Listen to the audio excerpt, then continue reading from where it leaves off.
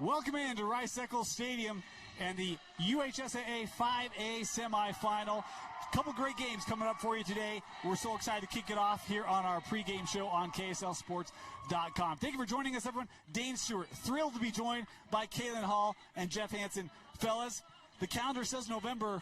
It feels like September out here. It's a beautiful day for football. Beautiful day for football.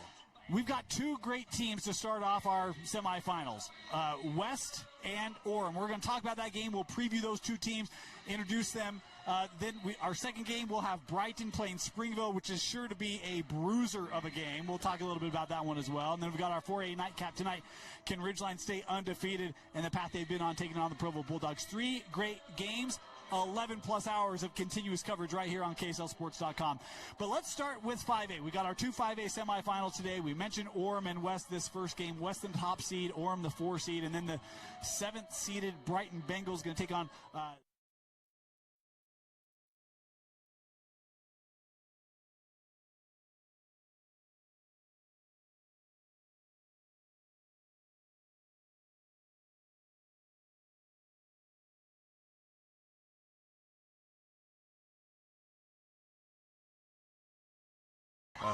matchup, as far as their brackets are concerned, and they were healthy going down the end of the year.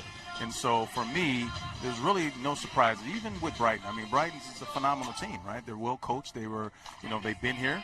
They were here last year, and it's a program that has been trending over the last 5 years. And so there's no surprises in my mind. I kind of, when I saw the outcomes from last week's games, I said, hey, it makes sense to me. And so, yeah, it's going to be excellent football, perfect matchups. There's a parity amongst these teams that's a good parity. But at the same time, there's a lot of similarities. And so what you're seeing one and the same, but you're seeing a little bit of a difference in reference to some of the coaching philosophies. But a lot of the talent is similar on both teams that are playing against each other today. So. Jeff, your thoughts on our semifinal matchups and, again, some of those quarterfinal games, surprising results to you, or you feel like these are the best four? We talked all year long that there were 6 or 7 teams in 5A that it felt like they could get here. These 4, they were among that 6 or 7 all season long. So, no, I don't think there was any super big surprises.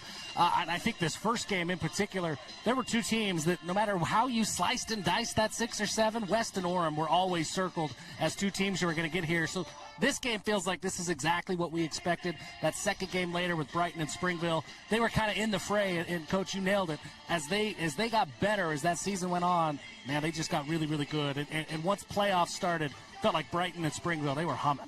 It almost felt criminal, though, that Orem-Timpview, the playoff matchup, did not happen here, right? Like a quarterfinal game. And you got to tip your cap to Timpview. A lot of changes in the offseason, late in the offseason. Season didn't start off as, to the Timpview standard, but they got it turned around. They were much better at the end of the year. And while Orem won that game by multiple possessions, Timpview showed the fight that they've had all year, 2-0 and stuff. They got guys coming back for Timpview. They will continue to build, get stronger. They'll be back here. But it was hard to see that game in the quarters. I'm not going to lie. It was hard to see that game that early. And for me, when you think about Orem and Timpview, the history, I spent some time at Timpview. I was coaching about 6 years over there with Coach Stokes. And there was always a back and forth between Orem and Timpview. 2 phenomenal programs, historical programs that were great. Talented, college-bound individuals on both teams. And Timpview is very young, and they have some phenomenal depth, in reference to the youth that they have in their program. Timpview's going to be just fine in the years to come. And to your point, it would have been great to see that here at Rice-Eccles Stadium with Orem on the other side with West, and then Springville or someone else mixed in there. Because in my opinion, that's where a greater majority of the talent in 5A is at, is within those 4 teams. That's my personal opinion. Just looking at the college ratings, looking at the kids that have scholarship offers, there's so much college talent amongst those 3 teams, along with Springville. Springville's got some young talent coming up, but specifically Orem and West and also Timpview. They got some guys. That's some phenomenal talent coming out in Utah here in the years to come. So it's going to be a ton of fun. I'm excited for this one. This game with Orem and West, these are 2 teams we were talking about. They got the college talent. Both of these quarterbacks going to play at some big-time schools, big-time conferences. We're going to get it all in this first game. And we'll talk about that later. I do want to talk about, just as we're thinking about the quarterfinal games and wrapping some of that up, West, right? They start off the year. They're playing out of region. They're playing up. they had the loss to American, they had the loss to American Fork, and that one their only loss of the year. Yep. Then they go into region play where they're clearly the best team in that region. My question was, would they have any cobwebs in the playoffs? That Bountiful game was tight, 14-3 your final score. That was the score at the break. Louis Hamilton did not have a rushing touchdown. I think it's only the second time all year that had happened. The only other time I think was against American Fork in the loss.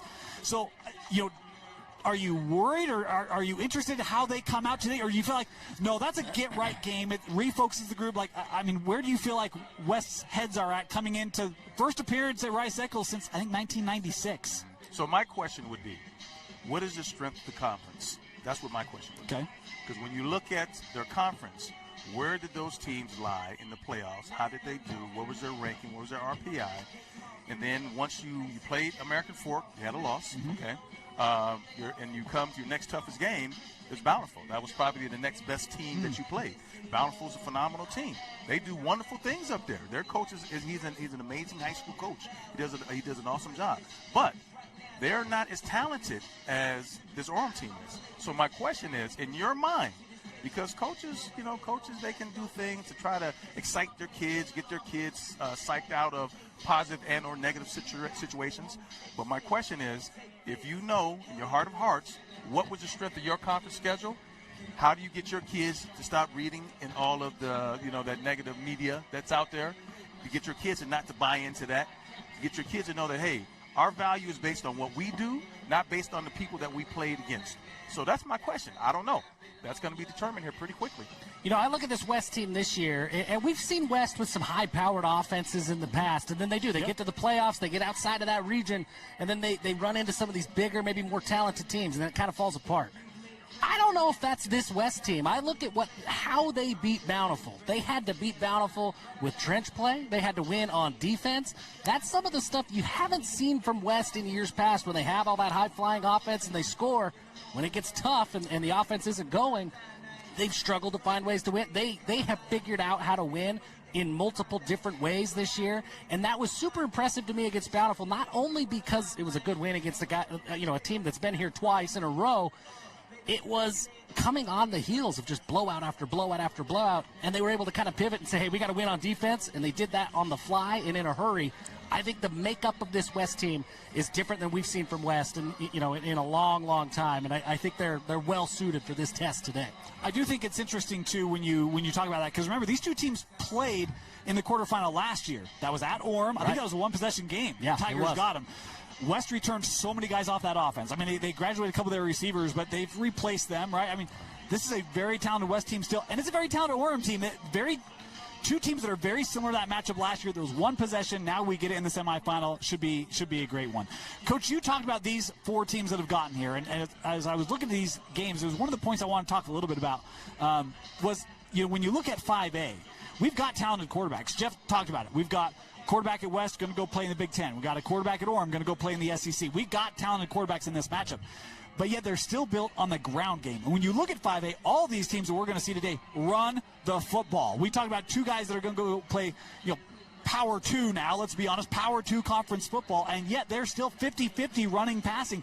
Why is that the case where 5A continues to be so focused on the ground game? Because I think you've seen 6A start to depart from that, where it's becoming maybe skewed towards the passing attack, but 5A is run the rock. Why do you feel like you're familiar with 5A? Why is that the case? Honestly, I think it has a little bit to do with having the foresight that you plan on being on Rice-Eccles Stadium. And if you plan on being on Rice-Eccles Stadium, you have to take the elements into consideration.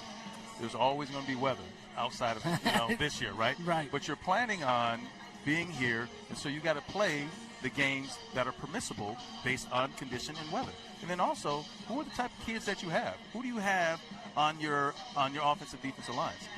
Both teams have physical offensive and defensive linemen. And so if you have physical and offensive defensive linemen, is it not a much easier game to run the ball downhill and to make the defense stop you from going 4 yards and push 4 yards and push? Because Coach Croshaw, Dixie College, told me something probably 35 years ago. He says, when you pass the ball, there's a lot more bad things that can go wrong than good. You can drop it, you can overthrow it, you can get it intercepted. Only one of them is a catch. Right. When you hand the ball off, Either you get a plus yard or you get a minus yard. So you got a 50-50 shot. And these are young kids also. And you talk about this stadium and the optics and the depth of the stadium. These young men that are controlling at the quarterback position, they're still 16, 17, 18-year-old young men. And so, quite frankly, you can't have everything. You can be uberly talented. You can have the size. But sometimes the emotional process takes a little bit longer to embrace. And if you're here, it's a big moment. And not everyone can handle the big moment. Right. So you could see some balls sailing high, some balls skipping low. You could see some plays being, thrown to the sideline as far as delay a game because your energy and your emotion is jacked. You're so jacked up that you got to be able to hone it in. These are young kids. But I personally think as far as the run game, it's so much easier to run the ball. And when you got those linemen up front, oh, man, you'd be crazy not to just hand that ball off and let them tote it. So. And they got some linemen up front on these 4 teams especially. And I think that's maybe the biggest reason why you run the football. You look at that offensive line, why wouldn't we run the football? Especially in this game, both Orem and West, they are built in the trenches. And so you can run the football. And then you got some really talented running backs as well. If you don't give the ball to Louis Hamilton as many times as you can if you're West, you're kind of setting yourselves up for a harder time than you need to. You look at on the other side with Isagali, with Beckham Curtis, they can run the football. They got talent at that running back spot. And so I think that what we've seen from coaches, 20 years ago when I was going through high school, coaches had a system, and they tried to cram players into that system as much as they possibly could. I think you've got really good coaches now that are looking at this and saying, what is my talent? And it just happens that there's a lot of really good offensive linemen and a lot of really good tailbacks, and it makes sense to run the football. And then you factor in all that other stuff. If you want to compete for a state championship, you're probably, not today, you're probably going to have to play in the cold and the weather when it's not fun. Next week. Next week you're going to earn it. Today it feels a little bit like we're playing for, semifinals in Texas or something like that. It's hot. But it makes sense to do it, and then it matches your talent. And I think the coaches in the state of Utah do such a spectacular job now of shifting what they prefer, their tendencies to match the talent of their roster. And I think that these two teams this year, it wasn't that long ago that Orem had Puka Nakua and Laga, and they were just throwing the ball everywhere. Well, now it's a little bit of a different makeup, so let's shift. And I think that coaches are really good at doing that nowadays. And I love the fact you said there's great coaching in Utah. Yeah. Oh, there's great coaching. I've been in a lot.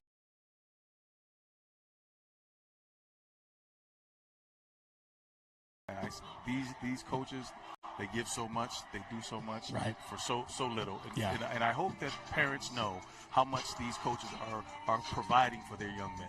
So look, we talk about head coaches. We don't talk about assistants. We don't talk about position. And head coach, look, they have all the accountability, right, for wins and losses, but they're dependent on their staffs. And there's a lot of great coaching in this state.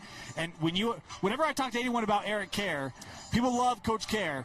But then they always quickly go to B.J. Cavender because he's offensive line coach, right? Absolutely. And it's one where it's all the pieces around those staffs. And these both have great staffs. And you don't have SEC and Big Ten quarterbacks without coaches who know what they're doing. So, we hear a lot in the stands, and there's a lot of, Saturday morning quarterbacks and armchair quarterbacks. But, guys, I'm just saying, game's in a very good spot in the state of Utah right now, and we know where Jeff Hart lies. Look at that hat, right? That's right.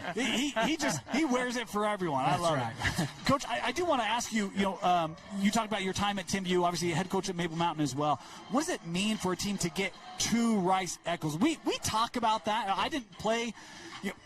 I'm not from Utah. I don't know what that is like for a coach or for a team. What makes that so meaningful to a team or to a staff to say, yeah, we made it to Rice-Eccles. We got to the semi. We got to a championship. How big is that accomplishment for a program? Phenomenal accomplishment. There's only 4 teams that make it every year at Rice-Eccles Stadium. And, it doesn't start in June. It starts in December. The teams that make it to Rice-Eccles Stadiums, they've made a commitment from December on. So you figure we're November 8th or 12th today. Yeah. So here in another couple of weeks, that's when it starts. You talk about all the hard work, all the effort, all the time. The teams that make it to Rice-Eccles Stadium, they're putting that process into play. Not everyone can do that. Yeah. Not everyone will do that because it's very difficult. But these young men and these coaches they put so much of their lives on hold to accomplish this right here. It was a mantra. Rice-Eccles Stadium is not something that you hope for. It's something that you strive to be. It's something that is expected.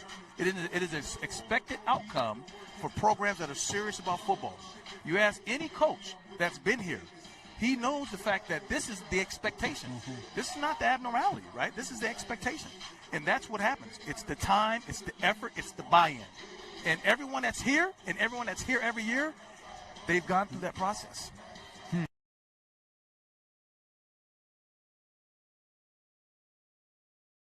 To play on the grand stage. You want to play in a college football stadium. There's a lot of kids who will never have an opportunity to play in a college football stadium, right? I did through intramurals one time, but that's the point. It's like, a lot of kids don't have that opportunity. And so there is something unique and special about that. I love that perspective just in terms of that goal. We are going to we're going to get to this matchup. There's a lot for us to talk about: players, matchups, keys to the game, styles, things that we love. But before we do that, we want to take a moment and obviously three-man table this year. And we would not be here without our good colleague and friend Dusty Litster. And for those of you who probably all know, some of you who may not, Dusty covered this sport for 20 years here in the state of Utah, and really helped us here at Rewind develop who we are and build to where we are at right now. We want to take a few minutes and just remember our journey with Dusty as we went around the state to several places that held meaning in the journey of Dusty Litster and High School Rewind. Watch this.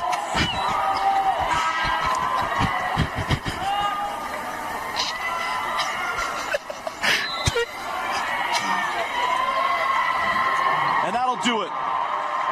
Bingham moving on to the semifinals to play Copper Hills. Man, I tell you what, it looked like Bingham had this game in control. And what's like... Watch this. Two simple words. And for those who may have been watching a late-night quarterfinal game after 11 o'clock on a weeknight, they may not have known what those words would represent. But for those of us behind the microphone and behind the camera, it still represents what we built over 20 years. Sports, fun, brothers. All right, Dusty. Hey, when I was in kindergarten, I was part of a musical, right? Okay. It was called Alphabet Soup.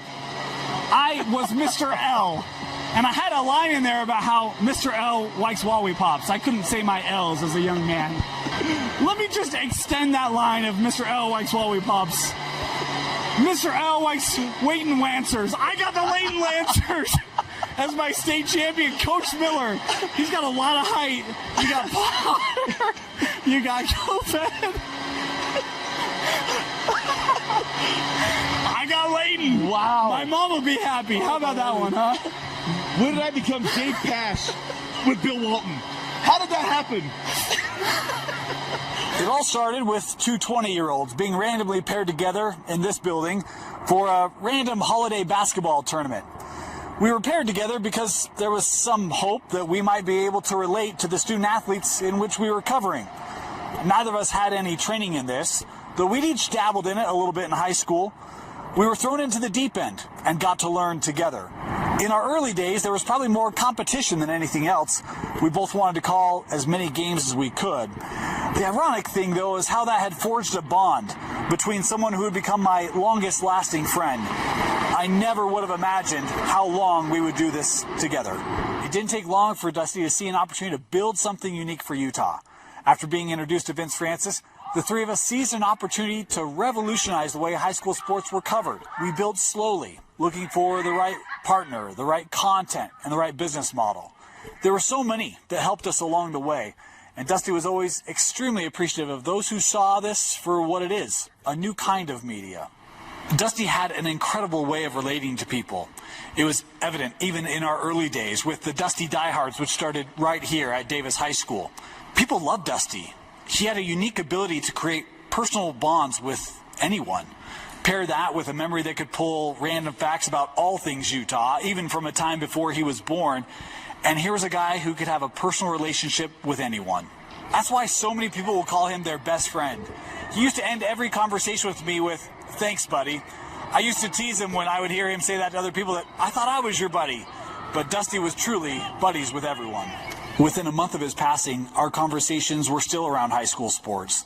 From his desire to call a game again, to even asking about how players or coaches or teams were doing. He loved being a part of this high school sports community, and the community loved having him be a part of them. You two guys are awesome for high school sports, and the high school community appreciates what you do. It is outstanding. Appreciate you, Dan. Dane, Dusty, awesome job. Thank you, Dan. Thanks, my friend. Over the years I've known Dusty, we've each had our fair share of personal and business success and failures. We were each other's confidants, always talking about our personal life or about business or our families. You spend so much time with a person, you know them and they know you, which made work with him an extremely unique experience. We had an ability to communicate with each other without actually talking to each other.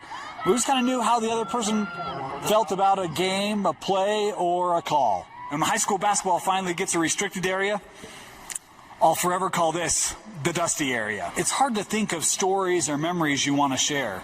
When you do something with someone for so long, over 20 years, it just becomes so normal. I don't believe in the oddages. Oddages in themselves are not good, in my opinion. What? Stoppages. Oh, I thought I heard like oddages. I probably said I have no oddages. idea what you just said. I was trying to hear it as I said it, as that was a timeout there for Tippedogas. Surreal moments, like when Dusty and I were watching Jordy Barnes hoist a state championship basketball trophy, and then thinking back about how not that long ago it was Dusty and myself talking with Coach Barnes before or after a game while he was holding Jordy as a baby. There's so much that happens over such a short period of time. Hey, Dane, quick question. Do you know the sound a dart makes when you throw it? Pew! Hey! See it? No, it doesn't make a pew noise. This is the first time you guys have ever agreed on anything, and it's wrong. He and I have probably covered over 3,000 games since we've been together, but it's the little nuances that I'll miss the most, including always trying to find a way to get that genuine Dusty laugh.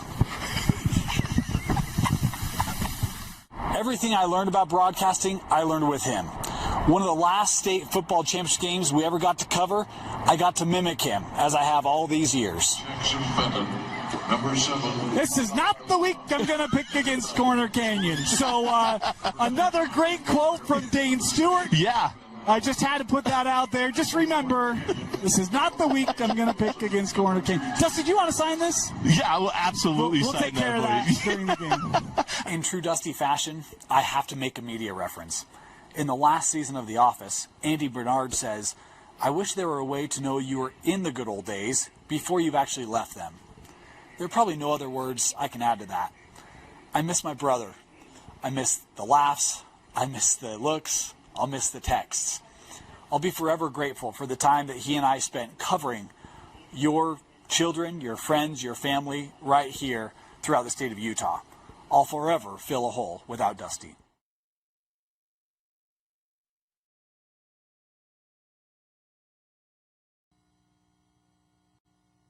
While Dusty has graduated from this realm, Rewind is committed to continuing to build and expand our coverage because that's what we were built on, and that's what he wanted to do.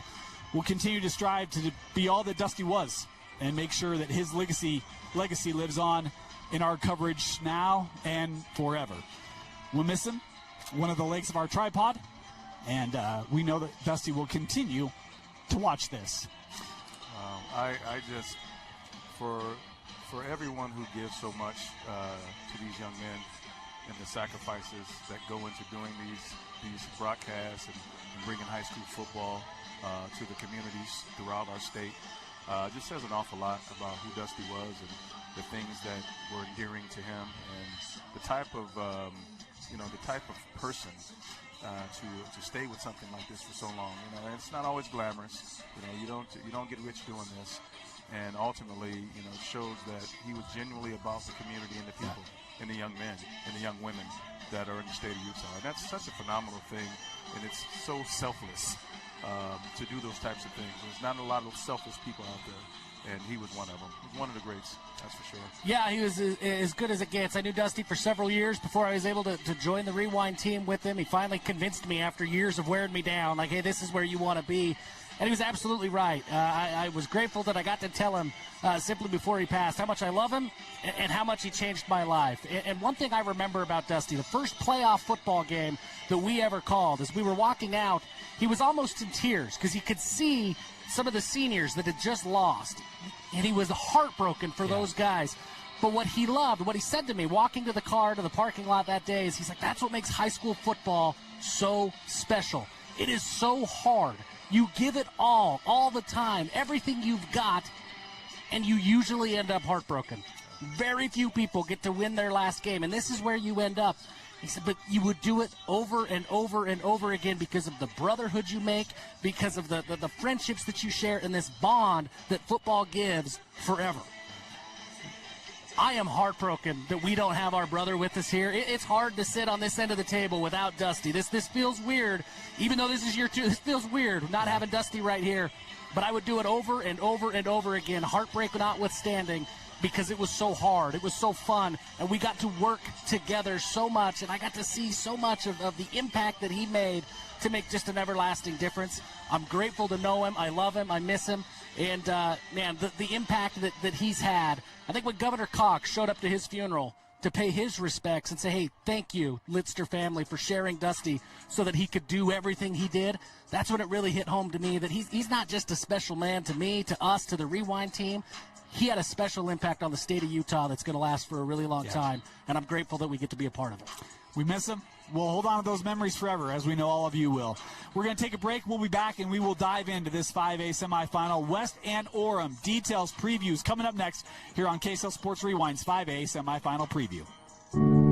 In times like these, it's good to know there's a place where people know who you are, no matter how long you've been gone.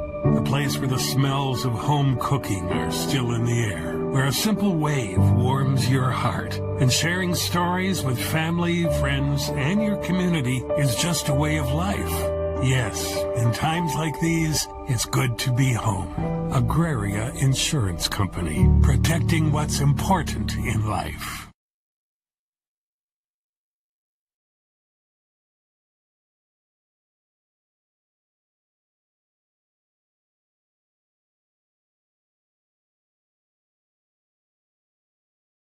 Like these, it's good to know there's a place where people know who you are, no matter how long you've been gone. A place where the smells of home cooking are still in the air, where a simple wave warms your heart, and sharing stories with family, friends, and your community is just a way of life. Yes, in times like these, it's good to be home. Agraria Insurance Company, protecting what's important in life.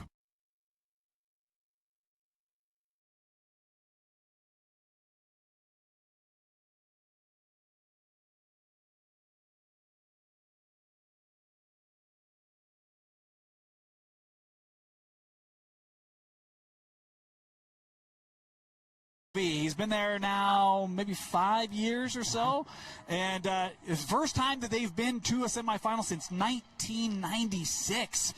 But this build is it's coming along, and this is a group that is extremely loaded. Jeff, when you look at this West team, I mean they got everything offensively. They've got it all, but it starts with the Cadillac show. When I used to go to BYU games as a kid, my dad would check me out of school. My grandpa would pick me up. We'd go meet with some people, and we'd all pile into this old Cadillac, and we would drive down to Cougar Stadium at the time. And that Cadillac, I don't know how it carried so many of us, but we all packed in. There was a whole herd of us, and it delivered every single week. That's what we got here at West High School with Louis Cadillac Hamilton. His middle name is actually Cadillac. You got to be a dog to be walking around with the middle name Cadillac, and that's what Louis Hamilton is. Dave, I don't know if you're a math wizard or not. Do you know how many feet are in a mile? 5,280. Do you know how many? Yeah, you're right. Yeah, okay, you got it. Yeah. Do you know how many feet are in 1,941 yards? More than a mile. Yeah, that's how many. Because that's how many. His rush, Louis Hamilton, has ran for 1.1 miles worth of rushing yards in actual football games this year. 1,941 rushing yards, 32 touchdowns. He's got a couple of passing touchdowns as well because he does a little bit of everything. He's got 150-plus rushing yards in 7 games, multiple touchdowns scored in 5 games. Louis Hamilton is a special, special football player. He doesn't have all the offers and the stars and the accolades. So if you haven't been paying attention to West football, you might not know a whole lot about Louis Hamilton. I can promise you today you are going to learn a whole lot about the Cadillac Show. He is so much fun and a huge part of what makes this West offense go. Coach, he talks about Louis Hamilton, but you were quick to point out when I asked you about why does 5A run, you talk because of who they have up front. Talk to us about this West offensive line. Oh, phenomenal. I mean, every year that Coach Olivier has been there, he's had offensive linemen that have gone on and played college football, and he will have the same this year. They have a group of offensive linemen, 1 through 5, that each and every one of them, you can say, at some level of college will have an opportunity to play. So if you have 5 young men that have an opportunity to play college football, whether that be D2, D3, D1, P4, P5, that's saying an awful lot for a high school team. And so with Louis Hamilton running behind those guys are pushing the line. They're starting on the plus side every time. His point of contact is +3, +4, +5. On the positive side of the line of scrimmage, LOS contact on the +5 equates to very much success. That means you're getting second level right now. And when you're second level right now, at any level of football, that means you're a plus running back. And you're going to average, 140 yards of rushing a game because of the fact that you're not getting touched primarily until you're on the +5 side. And that offensive line, I have nothing but positive rage to say about all of those young men. Good. Amazing young people. They've worked extremely hard. They've bought into Coach's philosophy, and they're in good condition for big guys. They're in really good condition, and they move that line of scrimmage every snap on the plus side. Love it. Absolutely love it. I get fired about the offensive line, too. The foundation of West's football team. We're going to talk about it because both these two teams, their O-lines are great. They both have studs on the D-line, too. So I'm interested to get your take.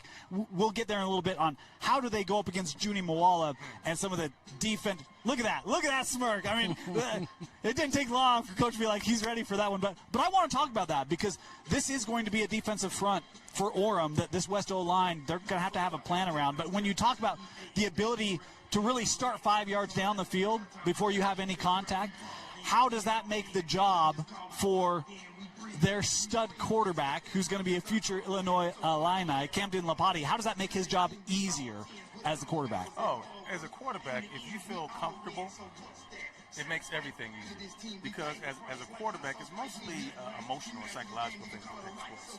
And for a young man that's talented, right, he's gifted. He has the body, he has the arm strength, he has the mobility, right?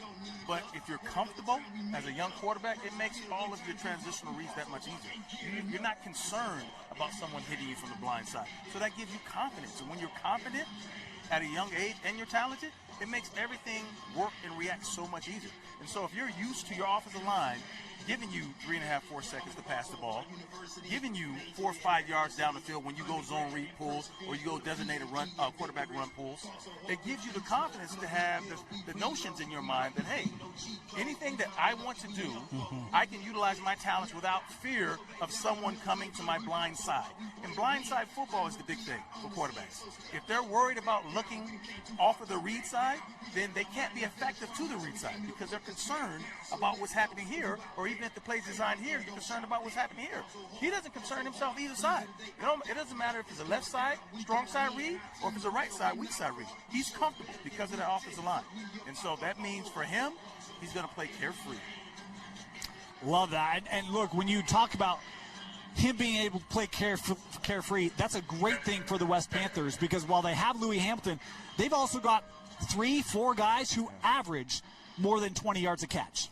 And this is not an offense that they have to throw it 40 yards down the field. They can, but they've got athletes in space. And so when they can free them up, now you get some big plays, you're moving the chains, you're keeping drives alive, you're scoring points, Jeff. And he's got a lot of weapons, speaking of Camden Lapati, that he can work with in this offense. Yeah, he absolutely does. I mean, to really kind of illustrate how much of a big play offense this is, there are 7 players on this West team that have catches of 50 or more yards. 7 guys that have receiving like a 50-yard catch or more. That's crazy. They have 4 guys that have rushing plays of 50-plus yards. I mean, there's a lot of weapons that Camden Lopati can choose from. What I think of Lopati a little bit like I do Bruce Wayne.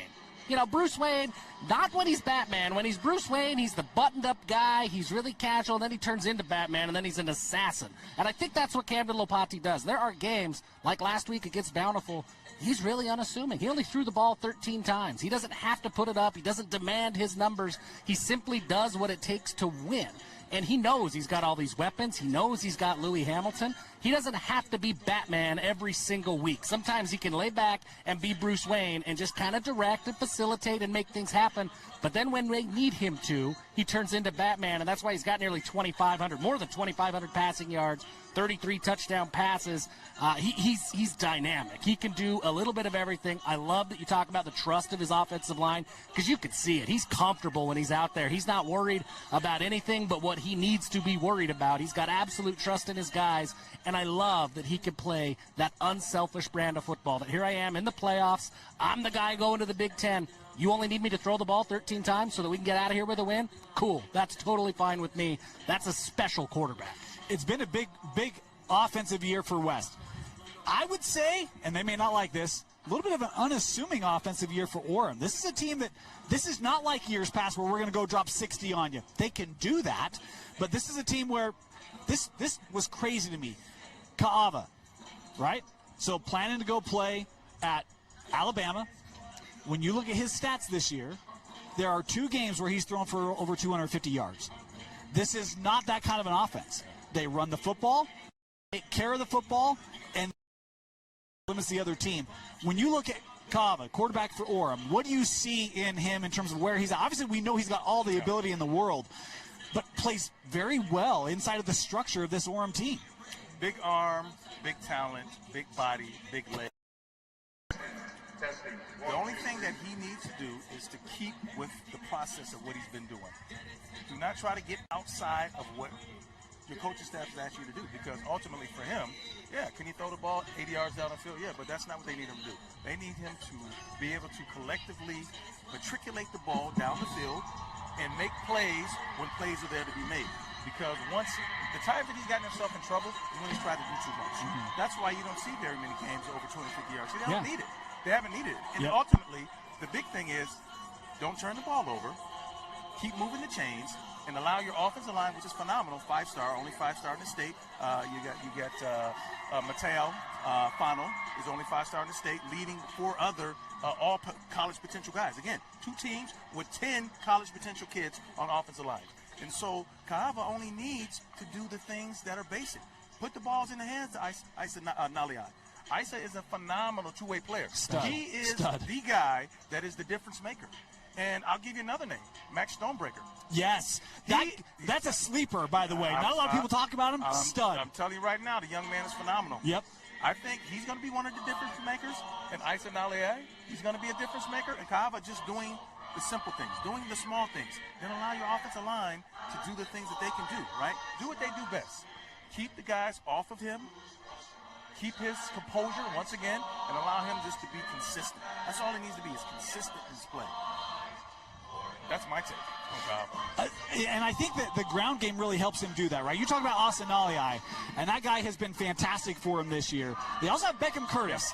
They've got multiple backs who can help carry the rock for this Orem team. Talk about the ground game for Orem, Jeff. Yeah, it's really good. I love that you call out Beckham Curtis, because he's been the steady guy that it's easy to kind of forget about him. You look at, if you're a defender and you're looking across, Stonebreakers everywhere, you know you got to account for him. Kaue Akana is a deep threat on every single play. You've got Naliai, you got to pay attention to him. It's easy to lose track of Beckham Curtis, but all he does is produce. He's the leading rusher on this team. He went for 7 and 54 yards against Woods Cross. That's a stingy Woods Cross defense. He just produces, and he gets behind that big offensive line. And when they need those short yardage, when they need to move the chains, they're usually not looking to those dynamic players looking for the home run on 3rd and 3. They're looking to Beckham Curtis to move the chains and keep that drive going. He's an important part of this offense that kind of does. He goes unheralded a little bit. He's a really good player. He's going to have a big role in this game. And I think another thing we got to understand is that with Kaue hasn't had a great year statistically, right? But he was injured. Had an injury. Okay, had an injury that pulled him away from a lot of the strategic measures that they were trying to put in place so that they would be grooving by the time they got to the playoff. But he's a lid lifter in high school. You have to account for him. You got to roll safety over. Now, if you roll safety over, in the slot, you got Stonebreaker, and you got the Wesley kid.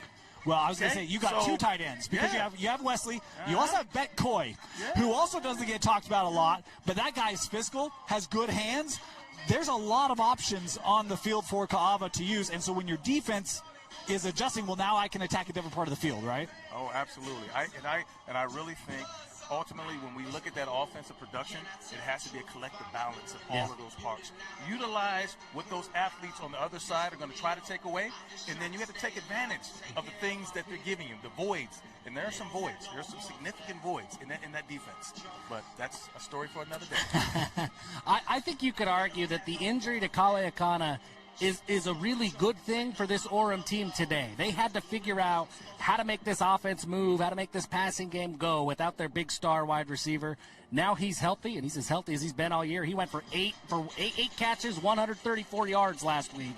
He's healthy, he's back, and all these other guys that had to step up while he was still getting healthy and working his way back into the swing of things, they're confident. They've been producing all year. That's all going to come to play a big role in this game today. So let's talk about the matchup, Coach, because I said I wanted to come back to it. Let's talk about it now. That West offensive line, be it in the passing game or in the running game, how do you try to take away Juni Moala? This is a young man who we know how good he is because we have seen him for years now make impact on the defensive side of the football. But he comes in 18 sacks. I mean, this is no joke, right? How do you try to get the ground game going for West or to provide enough protection for Lopati with that front, knowing you've got Juni Moala and others on that defensive line for Orem? Quite frankly, run the ball. You've got to make an assertive effort to run the ball. Because if you get out of your norm, get out of what traditionally you do well, trying to, maybe catch him off guard and throw the ball, Juni's going to get home. He's going to get home. And when he gets home, that means that comfort we talked about, that's gone. So that's going to affect everything. So you got to run right at Juni. You got a combo block, run right at Juni, bring a tight end down, combo block, stack, bump. You have to do anything you can to put hands on him. Make it into an absolute fist fight so that he's stopping and watching prior to asserting himself to the quarterback for the sack game.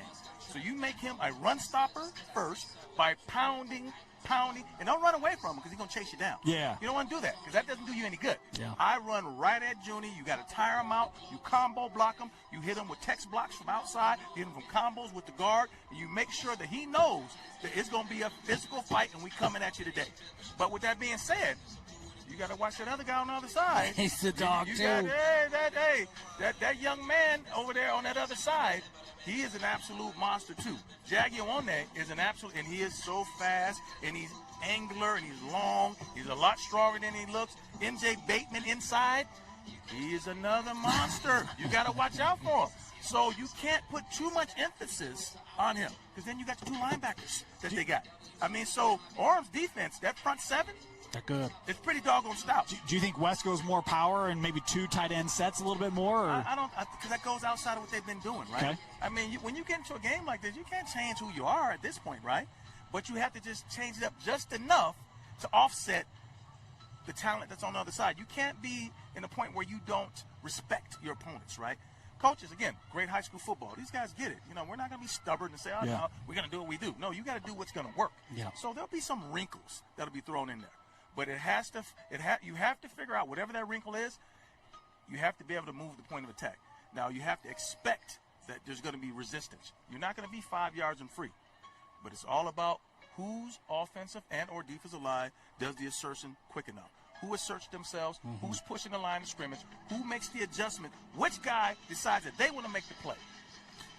Yeah, that's a big part of it. I think if I'm Coach Solovey, I'm looking at this Orem this Orem defensive line. You know what I'm thinking? God, this looks a lot like my defensive line. How do I beat my defensive line? Well, okay, I've been practicing against my defensive line all year long. We talk about those guys. Jagione, special for Orem. Lopeti Moala Juni, special for Orem. West has got some dudes. West, they have 176 tackles for loss as a team this year. That's a lot. 176. They have 67 sacks this year. That's a lot of sacks. They have cost teams 560 yards to sack loss this year. That's a lot. That's a lot. TK Savory and Isa Lopati are dynamic edge rushers for this West defense. And I think you attack You attack Mawala, you attack Ione a lot like you would attack your own guys. I think that this offensive line in practice, all throughout the summer, all season long, when they're going up in those one-on-ones, when you're playing best versus best in practice, it comes down to one-on-one battles. Are you going to win as an offensive tackle, or are you going to win that battle? And I think you're going to have a lot of that tonight, that you're going to have to say, hey, go beat your guy. We're going to do some things to help you throughout the game, but there's going to be reps, that it's a one-on-one battle, and you've got to go against Junie Mawala, one of the best pass rushers in the history of the state of Utah, and you're going to have to win. So reflect back on what you did when you were playing against TK Savory, who might go down as one of the best pass rushers in the state of Utah. That's, I think, how you have to look at this if you're the Orem offensive line. And if you're the West defensive line, you feel pretty darn confident, because it's really similar. The way that they're made up with those guys on the edge, and then Dieter Lotulele, that's a pretty familiar name around these parts, right? You got a Lotulele in the middle of things for this West defense. There's a lot of similarities with the way these defenses are built, and I think that should give these offensive coordinators, it's different styles, it's different things like that, but their guys have had to go against talented dudes all year long. Now it comes to this is the biggest test of that. And I think one thing, though, when you look at both teams are very similar. Yeah. Front seven, both sides. But West has a little more experience with their guys. Yes. Orem's guys on the offensive side are young. They're young, all sophomores. Okay? So there's a little bit different. It's different. How are they going to react to this stage now? Yeah. Okay? With the young guys. How are they going to react to this stage? That's my question. Well, and it's one of the interesting things, and I'll make this point, we'll come back to it. Neither of these two teams have been here for a while. It's been a bit. So this is fresh setting for everyone. Even if you're a senior, it's a fresh setting, right? So it'll be interesting to see that. As you're talking about how West tries to deal with that Orem defensive front, one name that I think is going to be big for Orem defensively is Easton Kojima. Oh, yeah. He's got 130-plus tackles this year. He's been a beast, TFLs. Who's the guy who's going to step up? If they're going to try to take away, Junie Mawala, like, someone else then has to come up and make some plays, and that's where I think a guy like Kojima, who maybe flies under the radar a little bit, can step up and maybe be a big difference maker for this Orem defense. Well, he has to be. He has to be, because if all the contact and all the attention is going on the front four, those linebackers have got to slide gaps. They have to get off combo splits with the guards, and they've got to be able to penetrate downfield, because West's going to run the doggone football, and who they're going to give it to. So your eyes got to be planted on that running back and that quarterback mesh point. And if you're not thinking that you're going to be needed to be able to make plays on your own, because their offensive line is really good too. Mm-hmm. West's offensive line is really good. Yeah. So they're going to be able to handle your guys on occasions. So if you're not making the plays, that young man's going to be to the house in them gaps real quick. Yeah. So. When you look at these two teams, we're talking about, obviously West has more big explosive play capability. I think down the field we've seen that. I shouldn't say they have more capability. We've seen that from them this year. Whereas Orem, I don't know that that's been on full display week to week. They have the ability to do it. Do you think either of these teams look for opportunities to take shots to try to open up the run game, or do you think we're going to establish the run first, and first to do that probably has the edge? Where's kind of your mind at? So in order to take shots, you need time, right? Or you need some type of trickery. So I don't know if you're going to do too much trickery with West, because they're really good up front. Yeah. You try to mess around too much with too much misdirection and whatnot, you're going to end up with negative plays. Yeah. So the type of plays that you might be able to get off is quick game screens, bubble screens, hit screens, slip screens. You may be able to go off a little quick run fake, 9-ball, right? Because you have to be able to loosen things up, but understand still, you can't be drop back, because it's not going to work. Drop back's not going to work even though you have confidence in offensive line. So, but on the flip side of that, West has been doing it all year. Mm-hmm. You know what that front seven is of Orem, what they have. Why not, take the other guys over there? Yeah. Why not try those cornerbacks? Because Isa's back there at that safety, so you know what he's going to do back there. Why not isolate, slide him to one side, just get a one-on-one matchup on the other side. Take your shots when you got them to loosen up things inside. Maybe Coach Arnold will loosen up the defense, may call off some of the blitzes, may drop back in some zones, and then that's when you have a little bit more play in the middle. That's my thought. Yeah, I like that thought, and I like it. The play, these are pass rushing defensive lines. There are pass rushers. Use some of that aggression to your advantage. That screen game, and we've seen it a lot from West this year. That screen game, that short passing game, that quick passing game to Hamilton, that's been really good for West. And try to take some of that aggressive pass rush and just get rid of the ball quick. That's how you neutralize that. Don't give them a chance to get there. I could see a lot of that in the early goings of this one. We're going to take one more break, and then we will come back. We'll have our final thoughts, keys to the game, and picks. One more break here. Let's take just a quick break. We're going to give just for nostalgia's sake, right, for memory's sake, one commercial that we filmed a number of years ago, Dusty and myself, give you a little, again, kind of a behind-the-scenes sneak peek at Rewind, and then we'll come back for final thoughts and picks. You're watching the 5A semifinal preview show on KSLSports.com.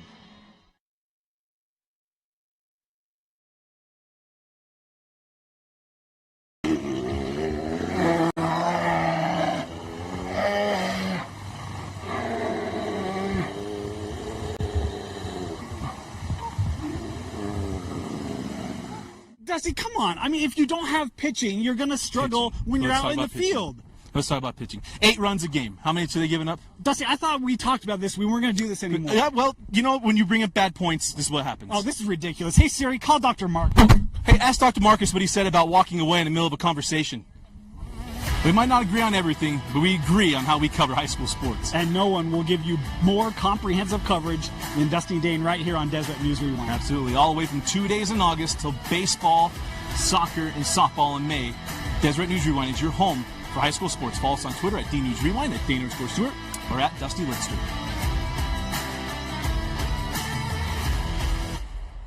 Yeah, that's it. Go tell Dr. Marcus. Hey, but let him know we wore blue shirts, though. Matching.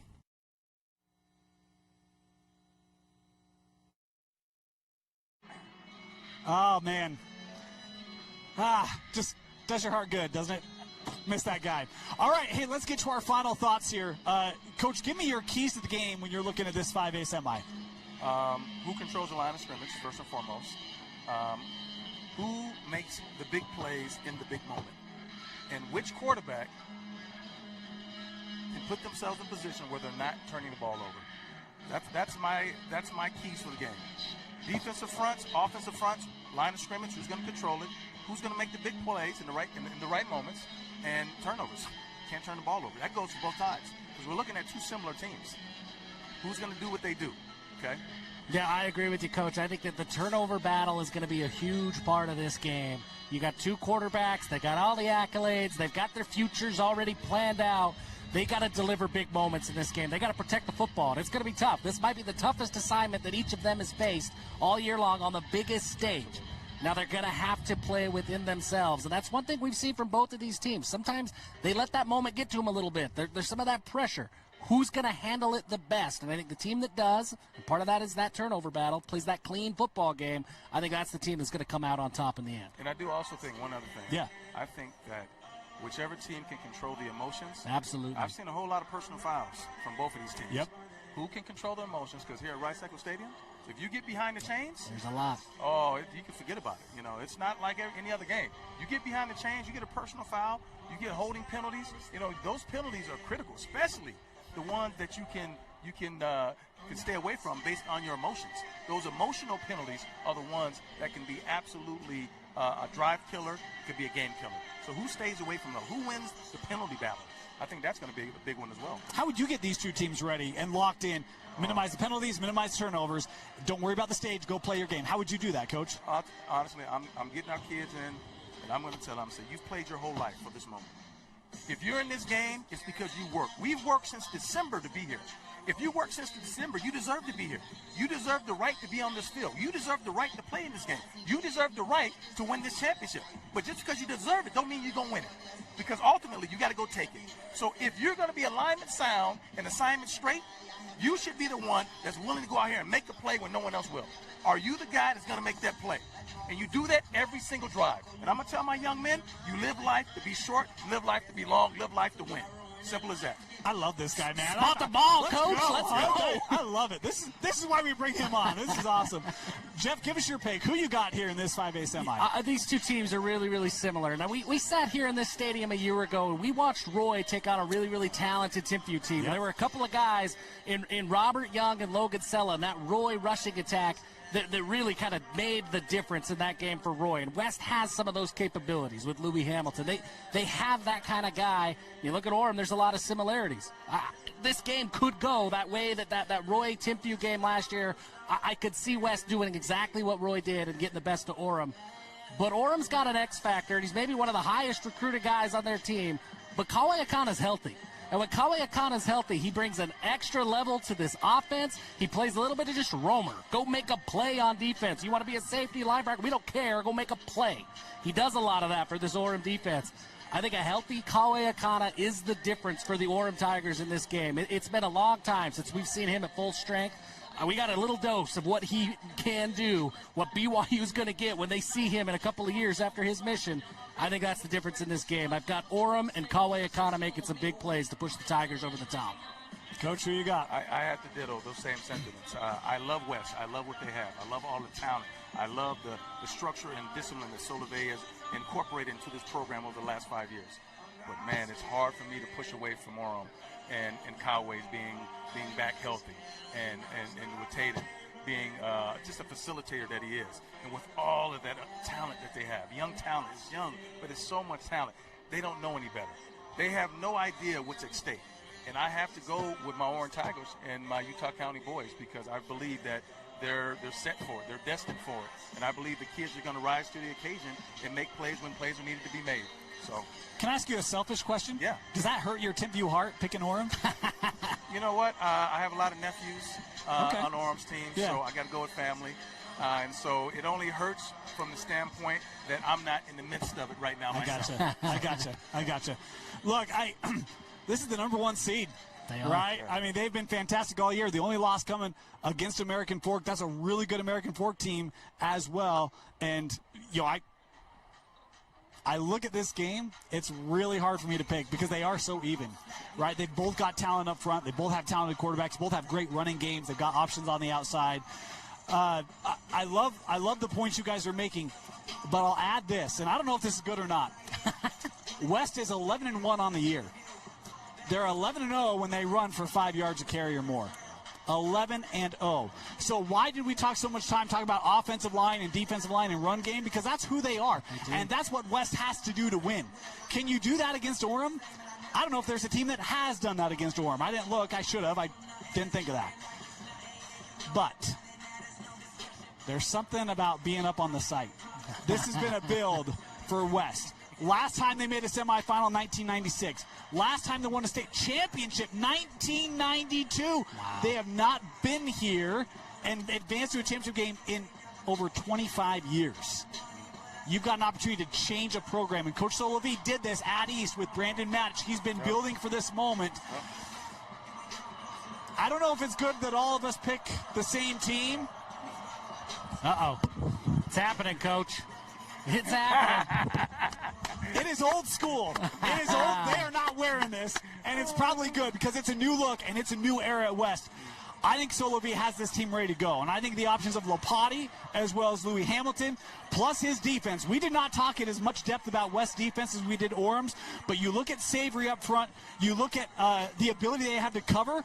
AF did not throw the football against this team very effectively. They had to run it, and even then, AF only scored 18 points. This West defense is really good. It just hasn't been talked about because it's been hidden in region play.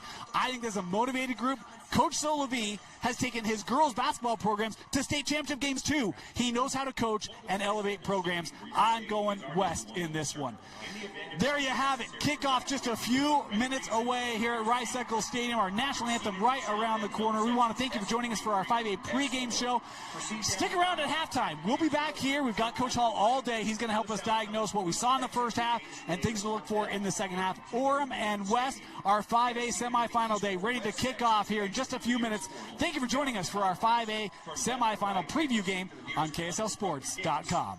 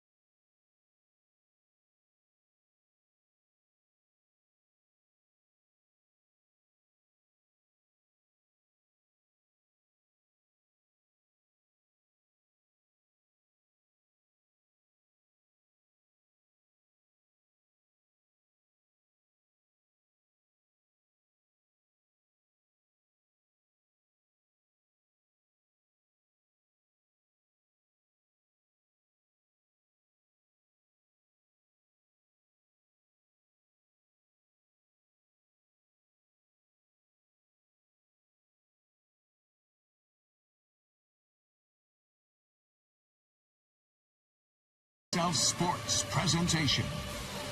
Game Night Live kicks off now. Sponsored by UCCU. Welcome to beautiful Rice-Eccles Stadium on the campus of the University of Utah, the home of the 5A state semifinals here on Thursday. And in our opening game, we've got a terrific matchup. The number 1 seed, the West Panthers, facing the 4 seed, the Orem Tigers. Welcome on in. Jeremiah Jensen, Steven Sylvester with you. This is a great matchup. In fact, Sly, we've been talking about this all year. Yeah.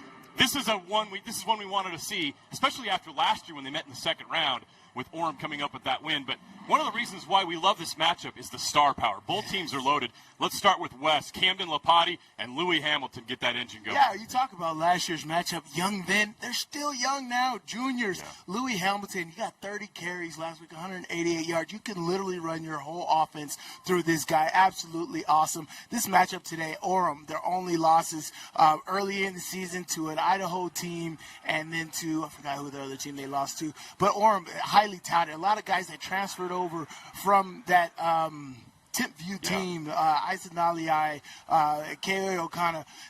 This team is stacked. This is a premier matchup today. I cannot wait for this to get off. Another storyline for Orem is Taden Kava, their quarterback, who's committed to Alabama. How about that? We don't know if he's going to play today. He got injured in the game against Woods Cross in the quarterfinals. Without Taden Kava, that's a big loss for Orem. But if he plays, kind of like what we saw with Jackson Hunt with Mountain Ridge last week, obviously that'd be a big boost. Yeah, this is the time, though, right? This is the state championship playoffs. This is all on the line. This is what your old Uncle Ricos talk about is today. Me. This is what I talk about today. So I would bet that he plays today. I know that injury is something that you want to take care of, but this is state championship. You got all offseason to heal up on it, and I'm sure that they are anticipating this matchup. Orem versus West. Coach Solovey has this West team really ready to go. I'm sure there's been some smack talk online and everything going into this game. So really excited for this, and I expect him to play today. Welcome all of you that are watching on KSLSports.com, KSL Plus, the KSL Sports app. What did I miss? The KSL YouTube channel. We're streaming there right now. We're also live on 1280, the KSL Sports Zone. So thanks so much for joining us. We're going to have a great call here today of West versus Orem. Now it's time to introduce you to the third member of our broadcast crew, Kayla Kiesel, standing by down on the sideline. Kayla has more on the West Panthers and their breakthrough last week. Hey, thanks, guys. The Orem Tigers are coming in with momentum on a 9-game win streak. Coach Lance Reynolds told me, we need to bring our best effort, our best focus, our best everything in order to get the upper hand in any way that we can.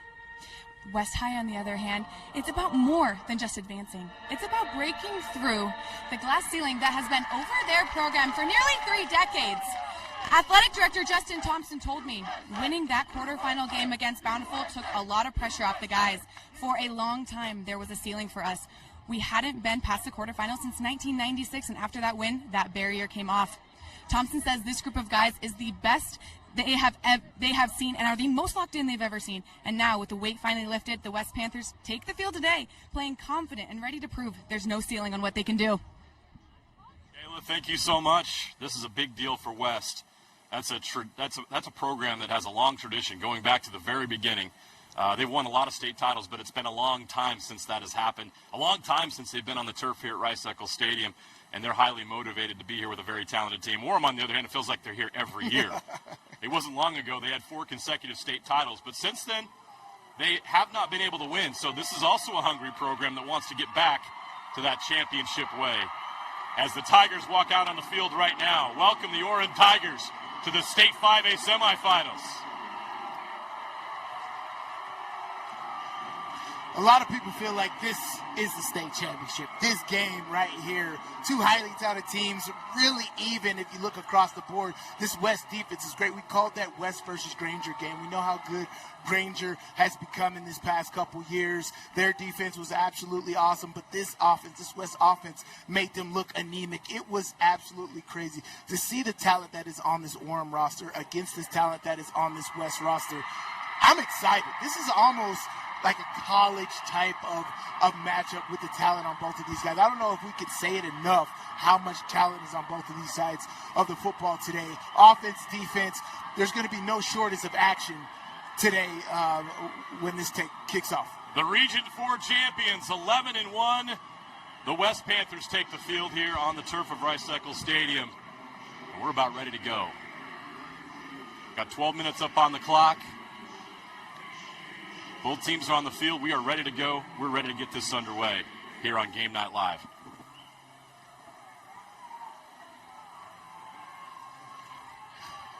So excited for this matchup today, and the West offense is going to start with it.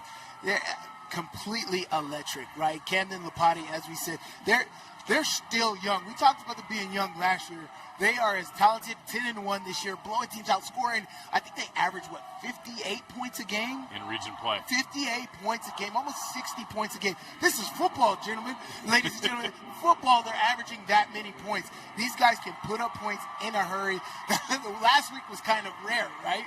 14-9 was the score, but you know how tight that Bountiful team plays, people being in the state championship game last year. And so, but West, they're getting ready. We talked to Coach Sholavie early in the season and how important it was for them to get to this stage. They're here. It's not important just to get here, but you have to win. You have to accomplish things, because then you still feel short. Nobody remembers second place. That's how I always played, right? And so this West team is primed and ready for this opportunity. Cowie Akana handles their kicking duties. We've got a return, and one of the most electric return men in the state. Number 3, Litster Falatea, but the Orem Tigers take care of business and get him down. But a nice return out to the 30-yard line, and that's where West will begin their first drive. Lester Falatea, as you said, exciting. We called it last time. We were like, oh, this guy is dangerous. You don't want to kick to this guy. Lo and behold, they punt to him. He takes it all the way back for a punt return touchdown. He has elite speed, and he's just a sophomore. Just a sophomore. Elite speed in the open field, so you don't want to get this guy going. Camden Lipati, 0, the quarterback. But he doesn't have any zeros in the stat sheet. 33 touchdowns, just 8 interceptions. He's going to hand it off to Louis Hamilton. He's one of the top ball carriers in the state. Hamilton has a chance to go over 2,000 yards on the season in this game today. Wow. He came in just 59 yards short, and he picks up 9 on that carry. So he's coming for 2,000 here momentarily. Such a great feat. 2,000 yards. Incredible in a high school season. 2nd and 1. Incomplete pass thrown a bit high. Intended for number 1. Manny Tua'au.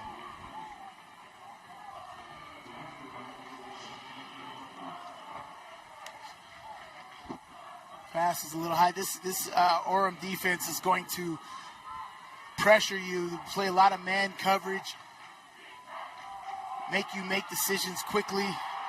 That Orem defense comes up with a stop. On 3rd and 1, Hamilton is short. He lost the yard. Has 0 front right there. They stack the box, knowing they're going to give the ball to Lewis Hamilton right there. RPO would have been nice, but knowing they were going to give the ball to Louis Hamilton right there, that's a huge stop to start this football game. And Orem Tigers gets a quick 3 and out to start this football game. So West is forced to punt. 4th down and 2 from their own 38.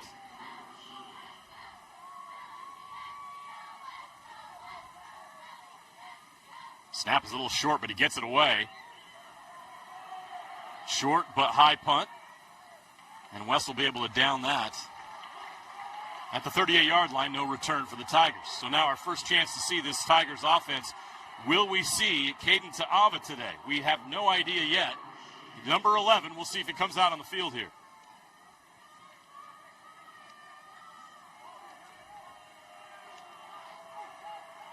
These games are all about how you start, right? You want to start with momentum. You want to give your team confidence. There he is, coming out here, ready to go. Taden Ka'ava will go today.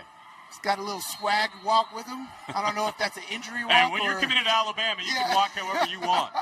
Is that an injury walk or is that a swag walk? That was pretty tough right there. I like that. 1st and 10 from the 38. West bringing a little bit of pressure. Incomplete pass intended for Isa Naliai. And that's a transfer from Timfu. That's a great play right there. If you can complete that, it's a touch pass. A lot of people are like, oh, man, it's right there. It's so easy. That is not easy. You got to match the tempo of the running back with the defense, pressure in your face. He kind of jumped a little bit, too, so he didn't get the pass knocked down. It's not as easy as that looked, but if you can complete that, that's almost like a running play. You can get a quick 5 yards on that and set you up a 2nd down and 5 where it opens the playbook. Instead, it's 2nd and 10. They're going to go. The tackle is made by number 28, Samita Spencer Mafi. That saved the touchdown because wide open space in front of him for number 9. Oliver Bills. Yeah, Oliver Bills was going to – this is same side counter. This is double OG pullers right there. Kicks that guy out, leads up into the middle. Great job with the counter. Linebackers are watching the running back instead of the pullers. They go left. They always come back to the right side, and they had more guys on that boundary side than Orem did, or than West did. Great play call. 1st and 10 from the 45 in West territory. Incomplete pass, too much length on that one. And I assume we're going to see a lot of this connection right there of Ka'awa to Keo Akana. Akana is one of the top skilled players on this football team. Does a lot of things in and out of the huddle. Big playmaker. You want to get this guy the ball early and often. And that's what they're going to do. They're going to see him in one-on-one coverage, which you're not going to see often. You're going to get this guy doubled most of the time. 2nd and 10 from the 45. Ka'ava. Hand it off. Room to run. Wide open space into the end zone.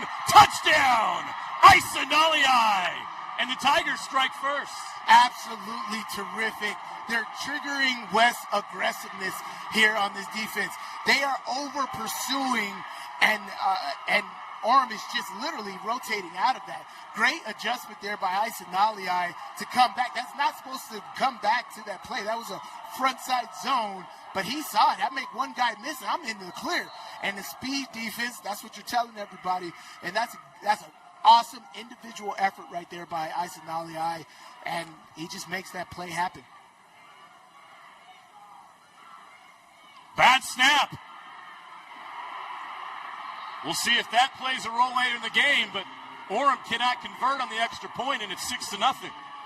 Yeah, but again, over-aggressiveness right here by the West defense. Over-committing. You got to make sure you don't over-pursue the running back. The ball is the key right there. You got to make sure he can't go to the backside of you. This is speed in the open field. This is, again, in West region, I don't think they've seen speed like that to where they can catch up. But look at this over-pursuit right here. There's just gaps unaccounted for.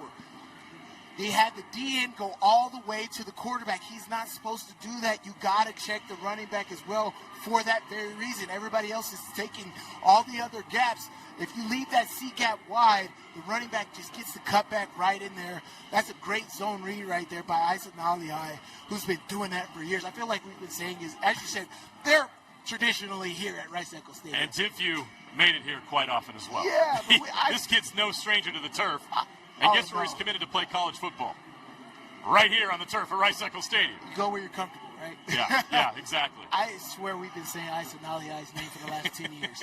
I so love many this games, kid. Timpview, and now Orem. He's got quite a high school football career that he has developed, so it's been pretty impressive. But not only that is, if you're saying this guy's name a lot, you mean he's productive. Yeah. This guy has been making plays since he's a freshman. That was Spencer Fano, right?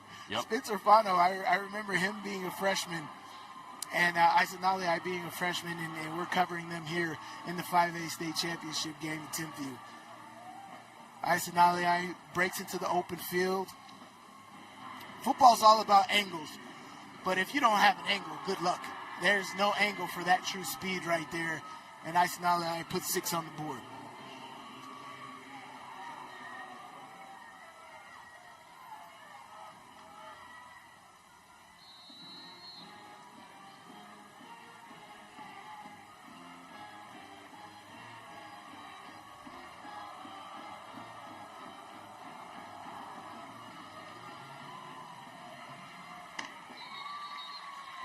That's a great way to make sure Falatea doesn't return anything. Just kick it in the back of the end zone. Great job by the Orem defense on the first drive. You know, they stacked the box and man coverage, trying to take Louis Hamilton out of the game. As I said last week, he had over 180 yards in that football game. They gave him the ball 30 times. Low-scoring game, but a great output by Louis Hamilton. So I think Orem's game plan is take Louis Hamilton out of the game, let everybody else beat you. Louis Hamilton's averaging 160 yards rushing per game. They're going to get back to Louis up the middle. Gets 4 yards on that carry from the 20-yard line.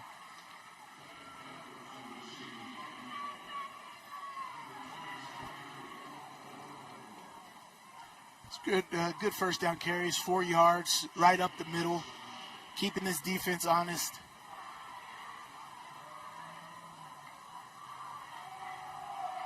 Back to the run game. This time Orem's got him stacked up. He did get a couple of yards out to the 26.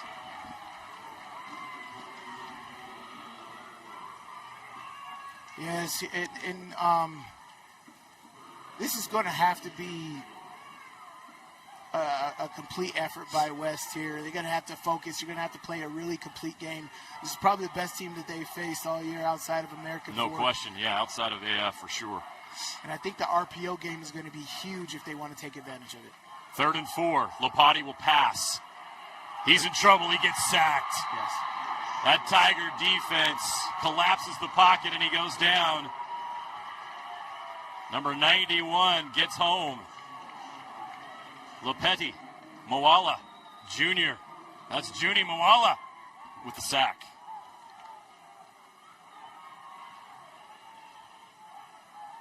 Yeah, that's what's great about this West defense. They can get home with the front four, and even if they bring in extra pressure, that just puts more time. Camden Lopati's got to understand that. I got to get the ball out. I cannot hold the ball. I have to make a determination. Am I going to use my legs, or am I going to pass the football? You got to make quick decisions in this football game. Again, another short punt out at the West 48-yard line. This is exactly the start that Orem was hoping for today. Score first, great field position, and getting stops on defense.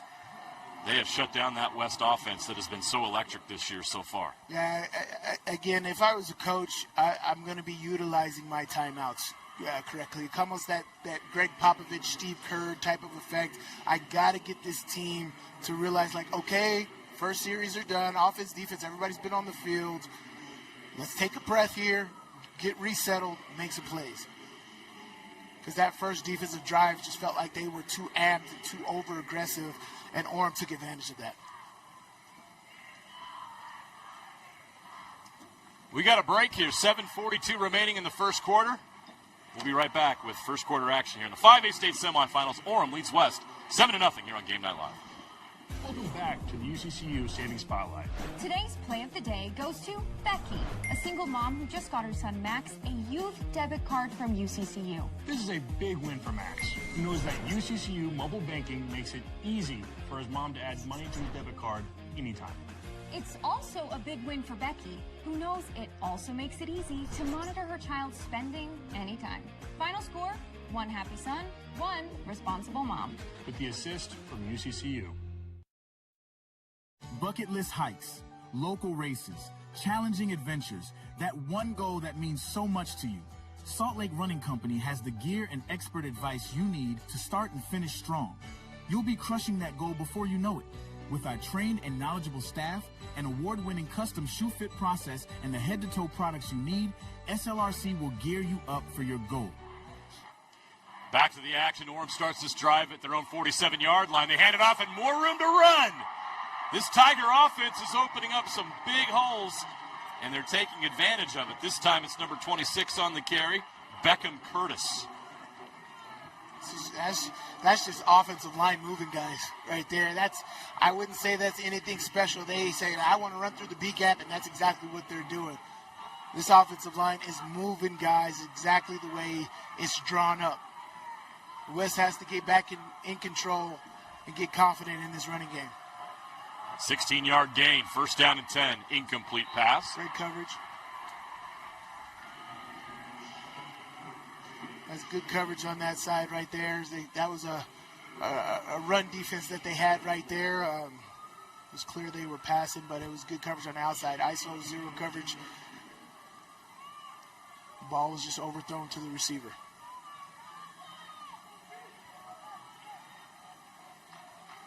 Orem's already got 78 yards of offense, and it's all in the run game.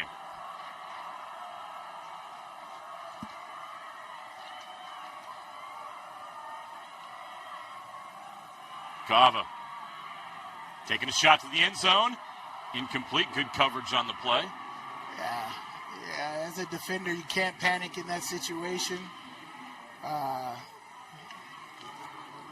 Attempt to go deep to Mac Ellison, excuse me.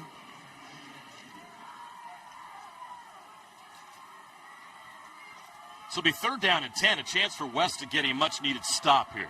Yeah, this is huge. Ka'ava hasn't completed a pass yet. He's a little antsy. I think he's a little excited about this game as well. But he's got to settle in and complete some of these passes. Empty backfield. He'll pass over the middle. Catch is made. Yep, 1st down. And that's exactly what you want. Max Stonebreaker with the catch. That'll move the chains. The easiest pass is over the middle, right? That's why you want to make the quarterback throw to the outside, really protect the inside. If you're a defender, you want to have inside leverage, force the quarterback to throw outside. Because if he's throwing straight ahead, that's backyard football right there. And this big body of Ka'ava, he's just going to make that pass every single time. A 13-yard gain. 1st and 10 from the 24. Orem approaching the red zone. They go back to the run. And more room to run. Still going. All the way down to the 2-yard line. What a carry. It's Beckham Curtis again. And look at this offensive line doing work. Oh, boy. Yeah. As I said, this offensive line is like, look, this is where we want to run. This is where we're going to run. Maui Tanada right here, 71. Boom. That's a sophomore offensive tackle. I'm starting him on my team in college, I'll tell you that much. 22-yard gain, 1st and goal from the 2. Ka'ava's going to hand it off. Easy walk into the end zone. The Tigers score again. This time, Easton Kojima does the honors. And the Tigers take a 12-0 lead. They're gonna kick the PAT here. I'd go for 2 because that snap was kind of shaky the last time.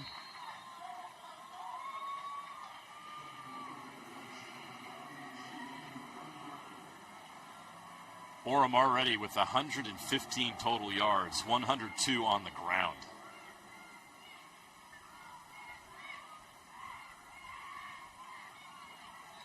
Right kick. A little bit of an issue on the snap, but no problem on the hold, and they get the extra point. And the Orem Tigers have a 13-0 lead with 6 minutes left here in the 1st quarter. That offensive line is incredible. And this is no slouch that they're facing right now up front. West has size to match. West defense is great as well. Look at that battle in the trenches, Sly. Yeah, my goodness. Yeah, if there's one word to sum up the offensive line, it's wow. Wow, yeah, they get it done right there. That's awesome. They're moving guys, reestablishing the line of scrimmage on the west side of the football, just moving guys out of the way. You really got to stop the bleeding here if you're West. You got to lock it. This is no way over, but the way Orem's defense has been playing the first 2 drives, the way their offense has been playing the first 2 drives, they look like an unstoppable force.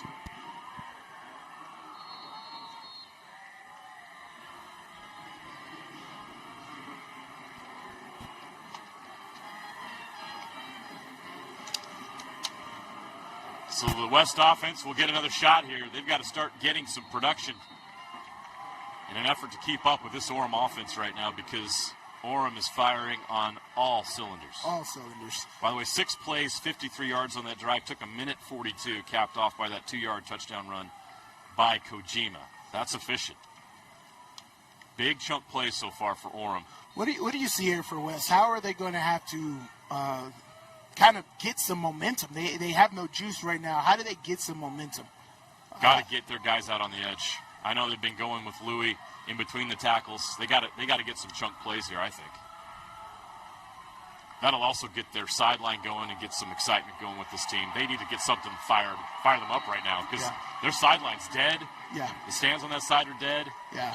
I mean, Lapati is committed to Illinois. This is a big-time athlete. Yes. And they are bottling him up right now. Yes. And for me, that's it. Camden's got to get it going. Yep.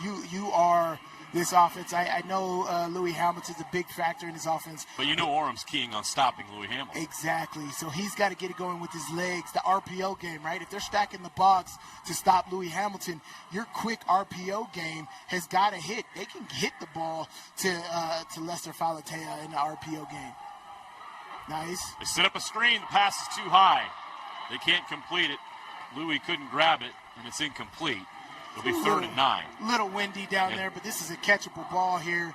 These are the type of plays that'll get you going. They get that block right there. Louis gets into the open field. It's he had great room to run play with set up. blockers, too. Great job by that linebacker at slicing the blockers right there and stopping the track of Louis Hamilton, but he didn't catch it. 3rd and 9. Orem defense is playing terrific.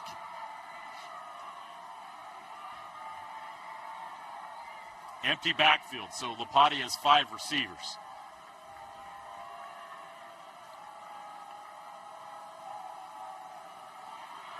Pressure still comes. Lapati goes down. Another sack. Guess who? Junie Moala, number 2 on the afternoon. Oh, my gosh. Yeah, they're going to have to chip. One-on-one is not going to get it done for Junie. Junie's a big-time player. Junie Moala, absolutely terrific. Huge stature, quick, strong hands. That move right there to release from the offensive lineman and get into Lapati's face right there. That is a big, strong move right there from Moala. Again, West has to punt. That was Better. Almost trouble. That's going to go out of bounds. And once again, Orem has incredible field position in West territory to start this drive. This has been pure domination at this point. West is 0 for 3 on 3rd down. No first downs for West so far. Just 9 yards of offense. Yeah, they need to play here because Orem is dominating you in the running game.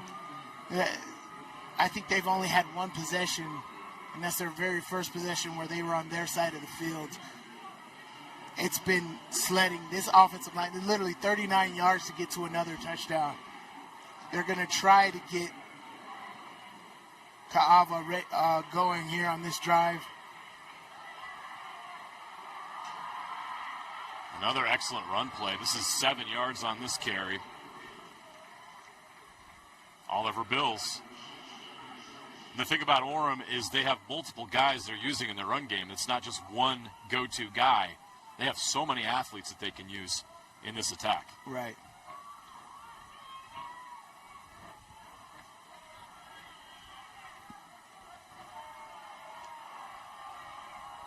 So 2nd down and 3 from the 32.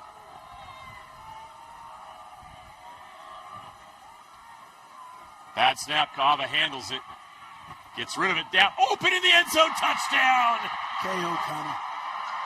Cowie Akana beat the coverage. Ka'ava found him even after the rough snap. And Orem strikes again. Yes. 32 yards for the score. This is what's hard is they're having so much success in the running game. You got to go zero coverage on the outside. You're leaving the middle of the field wide open because they're having so much success in the running game.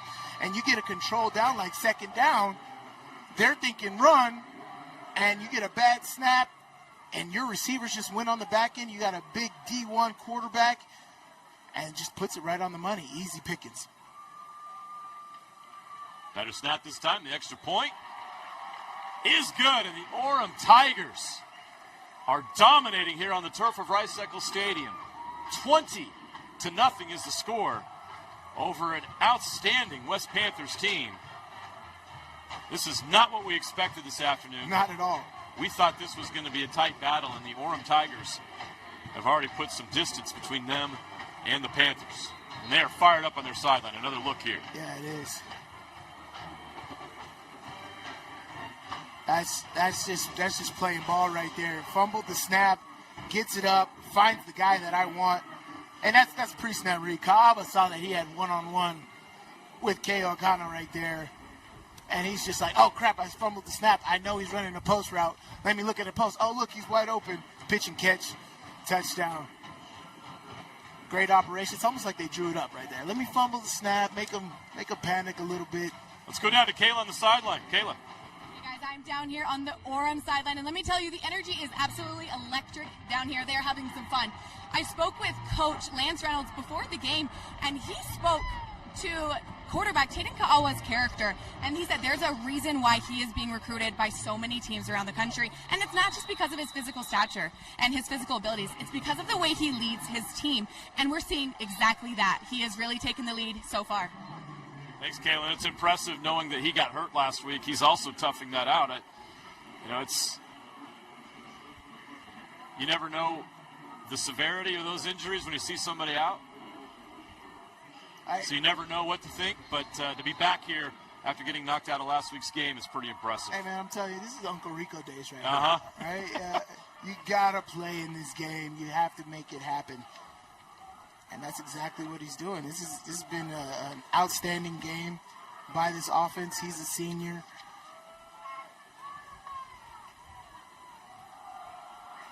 Back to the run. Louis Hamilton trying to get to the edge. I think they see the same thing, needing to get outside, needed to get some space, and that Orem defense moves laterally really well. They're flying all over. And you get into these tight games, we talk about it on the college stage too. There is zero margin for error when you get into these games, right? You're not going to have many times to get back, and that's with play calling. That's with execution. That's drop passes, which we saw in that screen pass on the last drive. There's a lot of things where they're going to have to play perfect in order to get back into this football game. 2nd and 8. They're going to try a quick bubble screen. And guess who's there? 4 Orem Tigers. That doesn't go anywhere. Great job by the safety, O'Connor, right there at stopping the forward track of that, stopping that stock block. Junior Dixon with the catch. They are playing with some attitude right now. It's exactly how you have to play. They're saying, I will not be denied. Is the mentality on that defense right there. You can't block me. There's nothing you can do. Your offense is not as good as my defense. 3rd and 11. Lopati will pass. The pocket collapses again. He's circling around trying to find space. He can't find it, or it takes him down again. That pass rush is relentless, and Lopati is shaken up. Yeah, they are not getting a grip on this defense at all. They're just getting instant pressure. This is a full team effort here by Orem. You got one guy creating pressure up the middle, another guy on the edge. They're keeping him in the pocket. You got another DN wrapping around the side. This is a complete effort by every single person contributing on this. This is absolutely terrific. This is teach tape right here, if you want to put that on for a lot of people, of how to play team defense, how to corral a good running back, how to fluster a quarterback. West will punt. And once again, the Tigers will field this punt. Once again, they're going to have excellent field position at the West 45-yard line. That is the 4th straight 3-and-out for West. They have 6 yards rushing, minus 3 yards passing, a total of 3 yards. Well, we know the West punter is getting a lot of work. Tui Lapahu, he's getting a lot of work today. This is the 4th punt just here in the first quarter with a minute and a half still remaining in the first quarter. West got to get something going. They are not able to flip the field at all. And that is a huge, huge error if you're the West Panthers. 1st and 10 from the West 45-yard line. Taden Ka'ava will hand it off. Good run on 1st down. That might be their shortest play from scrimmage today. Orem has been getting yards in chunks. Boy, that front on offense, their offensive line, they're outstanding. Just moving, guys. Just big bodies all across the board. You look at that offensive line, you're just like, wow. Like, I got to go up against that. And so very technically sound. They, as I said, they are moving like they are on a mission. Gava, high snap, hands it off. West does a great job this time bottling up the runner. No game. Great job by Rest at creating that pressure. Again, another high snap right there, but West is able to create that pressure. West is going to have to, and that was another run blitz. They got to go zero on the outside to knock out this running game, and that's going to open up things in the passing game. So what they got to do here is confuse. We're going to the quarter. They're going to have to confuse the quarterback by showing blitz and dropping out into a zone or a double man type of coverage right here. You know this is going to be 3rd and long, and Orem's going to pass the football. We've reached the end of the first quarter, and this has been all Orem. They lead 20-0 over West in the 5A state semifinals here on Game Night Live. We'll be right back with second quarter action after this. With affordable GLP-1 medication from Direct Meds, I've lost weight but gained lots of attention. From old college boyfriends, hi, to young college boys. Oh, honey. And my husband's obsessed. She loves to make me jealous. Well, as a woman over 50, losing weight was about as hard as getting my husband to cook anything but cereal. Honey, where's the milk? In your hand, babe. Oh. Visit directmeds.com today. Want to make out? Sure. Okay. Bucket list hikes, local races, challenging adventures, that one goal that means so much to you. Salt Lake Running Company has the gear and expert advice you need to start and finish strong. You'll be crushing that goal before you know it. With our trained and knowledgeable staff, an award-winning custom shoe fit process, and the head-to-toe products you need, SLRC will gear you up for your goal. Shop in-store at any of our locations along the Wasatch Front or shop online at slrc.com.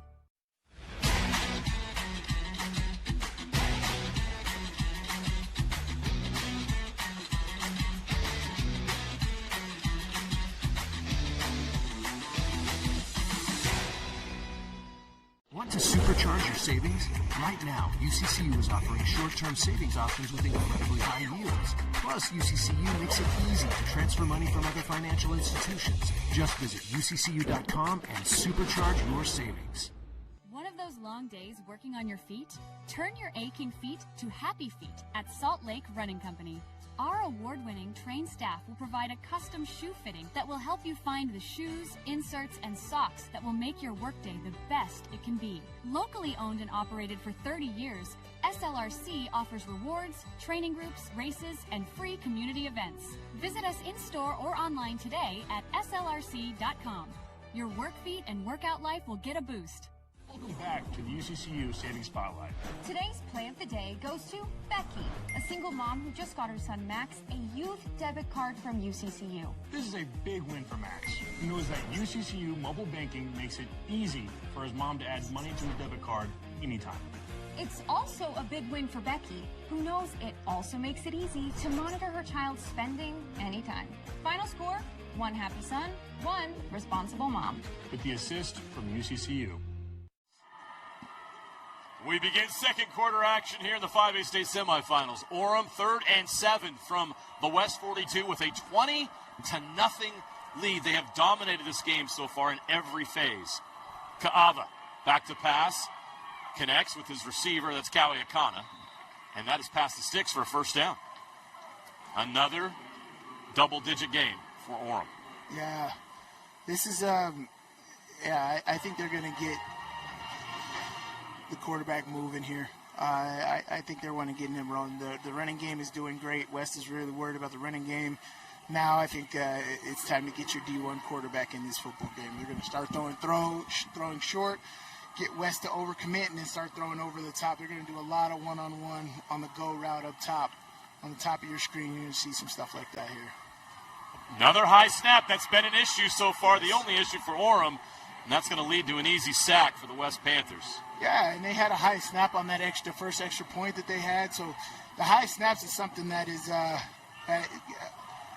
Ka'ava's been able to handle those high snaps this whole game, except for that one right there. And that may be something where West is like, look, I got to get in the backfield so fast that maybe I can catch one of these and blow the play up that way where we can get a turnover and something going on our sidelines. Right now, it's 20-0. Isa Lopati with the sack, an 8-yard loss. It's 2nd and 18 from the 42. Ka'ava, rush comes. They set up a screen. It's incomplete. Trying to go to Isa Naliai. And that's twice they've tried that screen with Naliai, and they have not been able to complete it. It'll be 3rd down and 18. This feels like a desperate moment for West. 3rd and 18. They cannot allow Orem to convert here. This is a great chance for the Panthers to get some momentum and get the ball back to their offense and get something going. They have the offense and they have the athletes to get back in this game. Well, they got to get something positive going here quickly. As we said, they were scoring almost 60 points a game. We know that they can score points, and that's a comfortable position for them, is to be able to score points. But they haven't been behind in a football game like this. How do they face adversity? How do they react? How does Coach Solovey get this team to calm down and start making plays?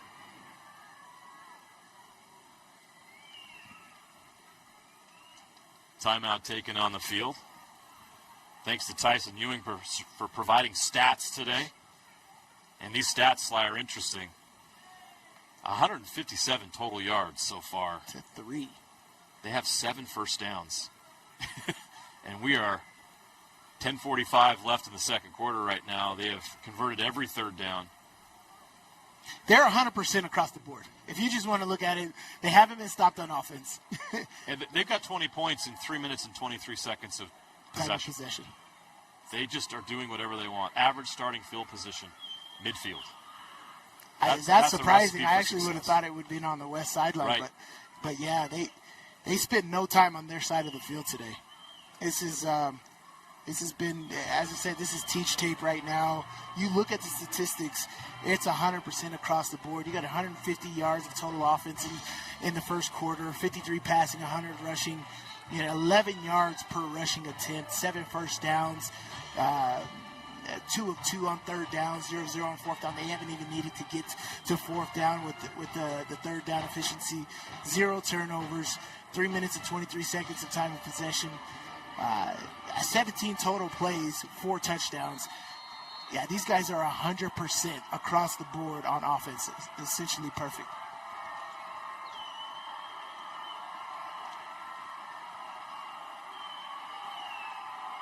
Ka'ava takes a hit. The defense gets home. Not a sack, but close enough to disrupt the play and lead to the incompletion. And the Panthers get their first stop of the game. That was huge. The first, great pressure. As we said, this D-line is great. And I know he was probably trying to go deep right there because he has such a big arm. But West had that covered. The defense was in perfect position all across. Yes, it is. Who has had a lot of big returns, and I like the moxie. They need a big play right now, and he tried to get one there. Honestly, if he gets past that blocker, it's wide open spaces. Right. It's wide open spaces right there. So that was a great job by Falta at getting it, because you said it was an Orem bounce. It was bouncing more that direction. So not only catching it, but if he does get past that first defender right there, he has the ability to break that. Look at this here. He comes up. He gets past this guy, and it's on. So great job with Orem of being on their P's and Q's at fielding that, because everybody went past the football. Back to Louis. Oh, that front is all over. Yeah, they're stacking that up. They need a lot more juice on that offense. A lot more juice on that offense, and I think it's got to come from the quarterback. It's got, for me, looking at this, Camden Lopati's got to lead this team. I know he's a junior. Louis Hamilton's normally the rah-rah guy who's talking to Coach Solovey, but it has to be Camden Lopati right here. He has to get this team going. This is good for colleges to see. It's like, okay, you're down 20 points here. How do you rally your team back? A little more room this time, but a flag comes in. And that's going to set West back. Yeah, I believe that's holding the way that came out. unless it was a hands to the face or something, but I believe that's holding on West. There's no penalty on the play. It'll be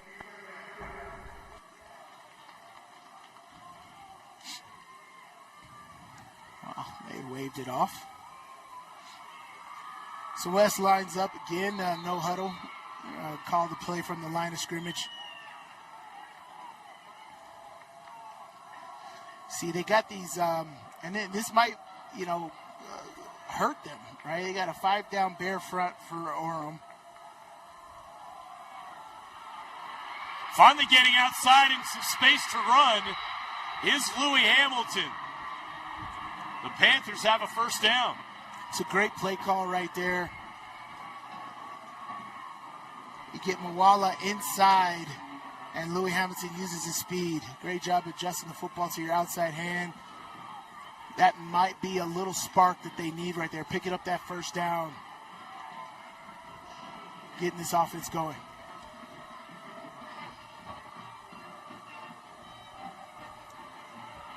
Lapati avoids the rush. He's got room to run. He's going to get to the sideline right at the sticks. Is he all right? That's a little awkward. Little shaken up there, it looked like. Oh, boy. I'd call timeout if I was coach. Oh, boy. That's a timeout. That's a timeout. They cannot afford to lose Camden Lapati. No, and that was, he wasn't touched. He wasn't touched. He escapes the pocket. I don't know what that was. He's feeling it right here. Yeah, maybe that happened when he escaped the pocket. But I'm not sure exactly what he's grabbing. Is he grabbing his shoulder? Is it a hamstring? Yeah, because he's galloping right there. Like, what is it? Yeah. Is that his chest? Like, that is not good. Injuries, from my experience, injuries where you're not even hit and you're on are not great. But that didn't look good from a lot of different angles. Anxious to see what it is. He looks like he's standing tall here. Hopefully it's just a shortness of breath. Kayla will try to get an update on that. We'll see if he's able to come back in the game. Right now he's walking to the sideline. If that's the case, where do they go at quarterback? I know Louis Hamilton was the guy last year that steps in, and that's exactly what's going to happen, is Louis Hamilton is now the quarterback. And I don't think there's anybody that knows this offense better than Louis. Lapati was injured last year and missed the postseason, and Hamilton handled things. There goes Hamilton. Just direct snap and let him do his thing. Yeah, that's a good first down carry. The backup quarterback is Tui Lapa'ahu, who's also your punter. So we'll see if he gets into action here. But right now, they're going with Louis Hamilton to run this offense. And so it's great for Orem, right? You got your running back as your quarterback here. Let me stack the box. So let's see exactly how West does it. Wildcat can be a benefit, especially if you run it well, and West does have a lot of experience with running that. Louis finds a lane. One arm by Junie Moala brings him down.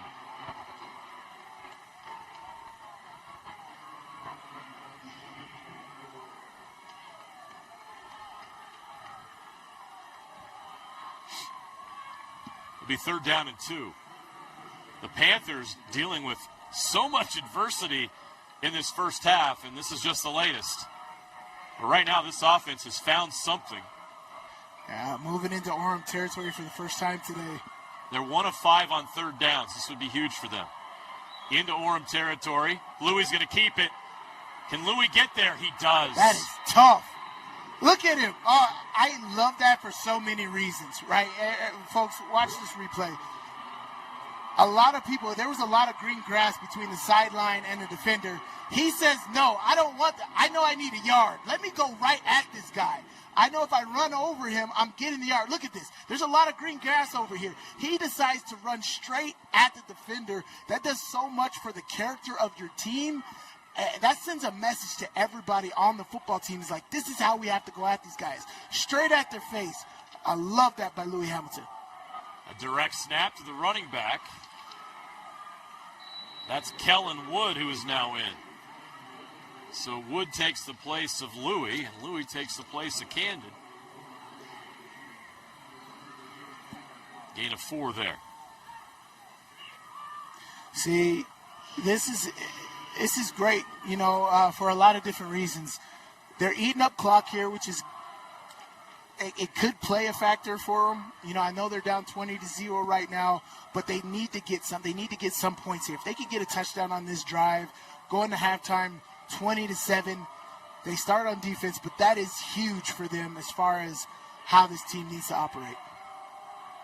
Wood again struggles for a couple yards, but Orem is there to get him down. Gets back to the line of scrimmage, and that's good. Orem is putting on run blitzes like crazy right now. They are sending their nickel and their down safety into that B gap. So West is going to have to adjust off of that.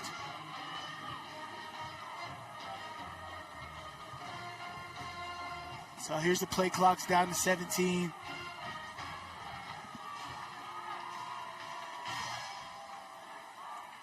Louis can't throw it. Don't be fooled. He can sling it. I throw it to the slot right there. If they're bringing that safety down and blitzing. It's a screen play, and they cannot convert. Trying to go to Junior Dixon, and they cannot complete the pass. And it's 4th and 7, and you figure it's go time for West. They got to get something here. I agree. I think it's go time, as you said. They have to get something here and make that happen.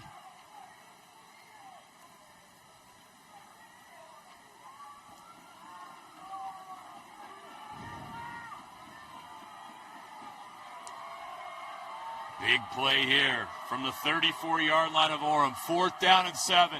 The West Panthers go for it. The Tigers jump the snap. Hamilton can't get there. He's brought down. And it's a turnover on downs.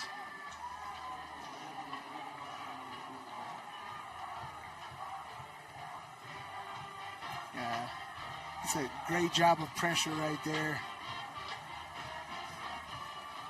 It's a great stop.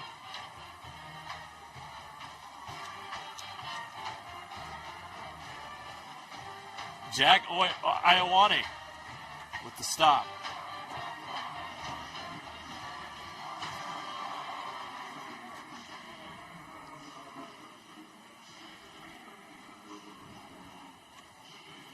Well, they needed that. They got a lot of momentum as the West offense, but I think they get into that position. They got in the 3rd and long. They needed Camden Lapati right there to kind of pick them up with some of those passing yards. But Orem defense stands up again, like they have this entire first half, finding success with bringing 4-man, 5-man pressure, being able to cover on the back end, mixing things up. They're making this look like light work here in this first half.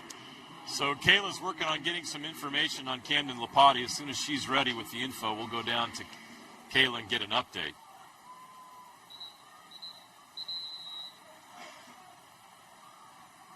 He's being worked on the training table. We'll keep you updated on that as soon as we have word from Kayla on what his situation is. That's a massive loss for West if he can't get back into this ball game.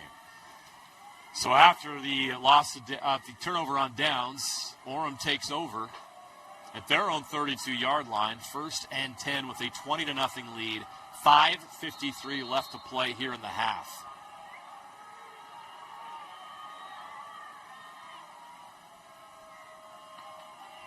Kava hands it off.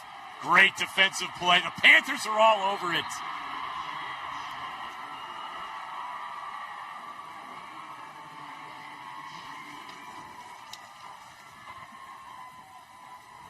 That's Takeshi Savory with the tackle. The TFL in the backfield. It's a loss of 7. TK. Let's go down to Kayla Kiesel with more on Camden Lapati. Just got an update on Camden Lapati, and it looks like he will be returning to the game. They are patting up his shoulder, taping it up really good. I went down there to check on him and asked for the update, and he gave me a big thumbs up and a big smile. He said he's getting ready to come back in and play. That's all you need, Kayla. Thumbs up. He's back. So that's good news for West. They can't afford to lose Camden Lapati. It was strange. I don't know. There was no contact with the shoulder. One of those weird things. Maybe it was from might an be earlier one of moment in the those- game. Yeah, exactly. One of those things that you don't really feel until like a certain thing. And sometimes when you're running, your arm kind of jerks down a little bit, and that might have felt it at that point. But, yeah, it was a non-contact thing from what we've seen right there. But happy to know that he's coming back into this football game. And there right there, does it feel like Ka'ava is just – he's got a lot on his balls right now? Yeah. Like it's just very aggressive. Putting a lot of heat on those. His accuracy and touch is a bit off in this game so far. Delay game. Offense. 5-yard penalty. 3rd down. These last 2 offensive drives for Orem has kind of slowed down a bit.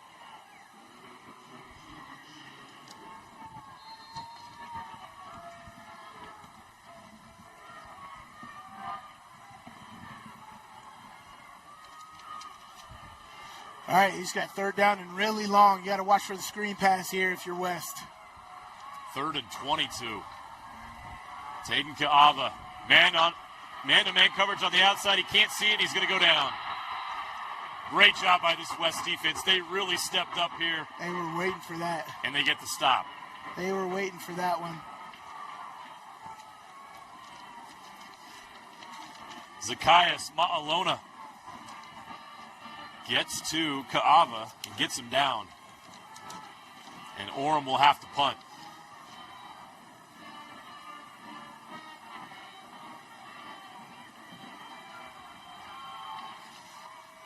Great job by Zacchaeus. I think he was waiting for that quarterback. Oh, come on, Falatea. Everybody get away from the ball. Nah, we want some drama. No, you got to get away from that. That's a big no-no. It's like your kids. They'll never listen to you. Oh, no, never. Tell them don't to touch the stove, and the next minute you're at the hospital in the burn unit. Right, what did they say on Rush Hour? Yeah. Don't push that red button. Yep. The candy red button. Red and Stimpy. Come on, push the button. Don't touch the candy red button.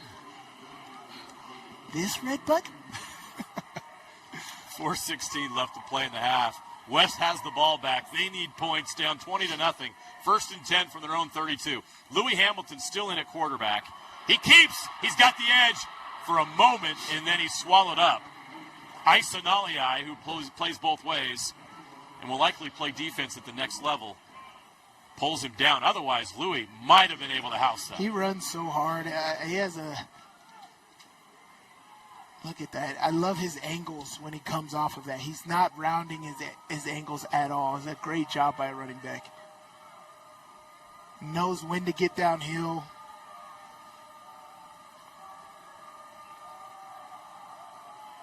Louis. Wow. Just short of the sticks. Yeah. They got to hurry to the line of scrimmage, catch Orem off guard. This is 3rd down and short. You're going to run the same play anyway. There's no reason to take your time and let Orem set up.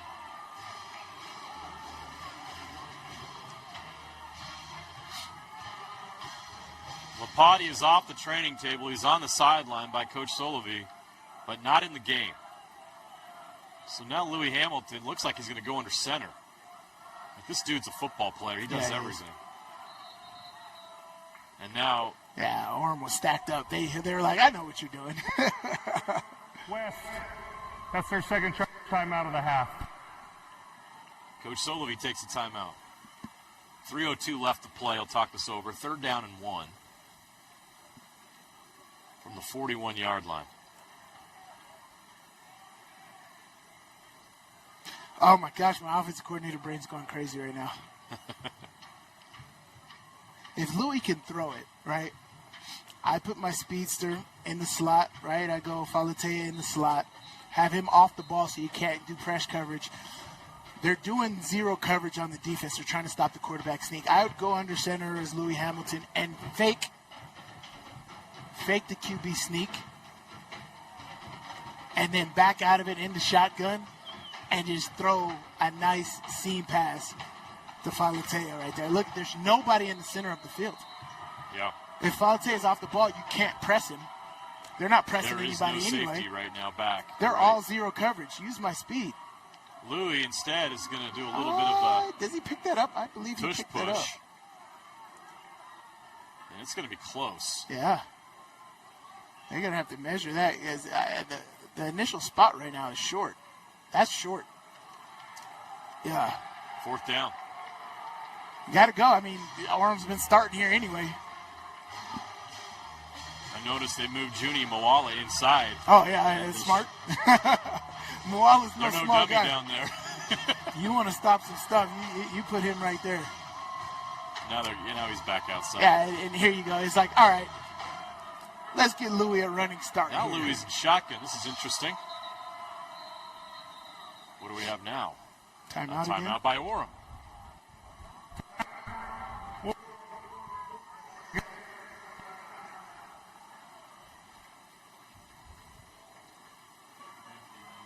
Oh. So this is going to be a game of winning your one-on-ones, right? That DN came scot-free. Is he going to be able to come to balance and stop a guy like Louis Hamilton? Or does Coach Solovie's like, let's game plan against that, right? I know he's not going to be able to do that. Let's not block him, right? Louis, it's your job. Make that DN miss. We'll spin the running back out that side and be your lead blocker. Zero coverage on the outside. And it's all up to Louis Hamilton beating that one-on-one. Athlete on athlete, can we make that happen? And I believe Louis can. Oh, gosh. All right. Let's go. But Orem took a timeout, so they might put somebody else in the middle and make that not as easy. Yeah, what do you see here, Sly? What's Orem doing defensively? They say there's still no middle safety. They want to stack up. They understand it's 4th and inches. They want to take away that short thing. But that left B gap is open. I can. Louis in trouble. He's going down. Yeah. He's not there. The Orem Tigers get the stop. And Yeah. they'll take over in West territory. That's where you see they still did the crossing in the backfield. You can't do crossing in the backfield when they're loading up like that. That's taking time. Yeah. That's allowing these DNs that are in wide nines to come into that backfield.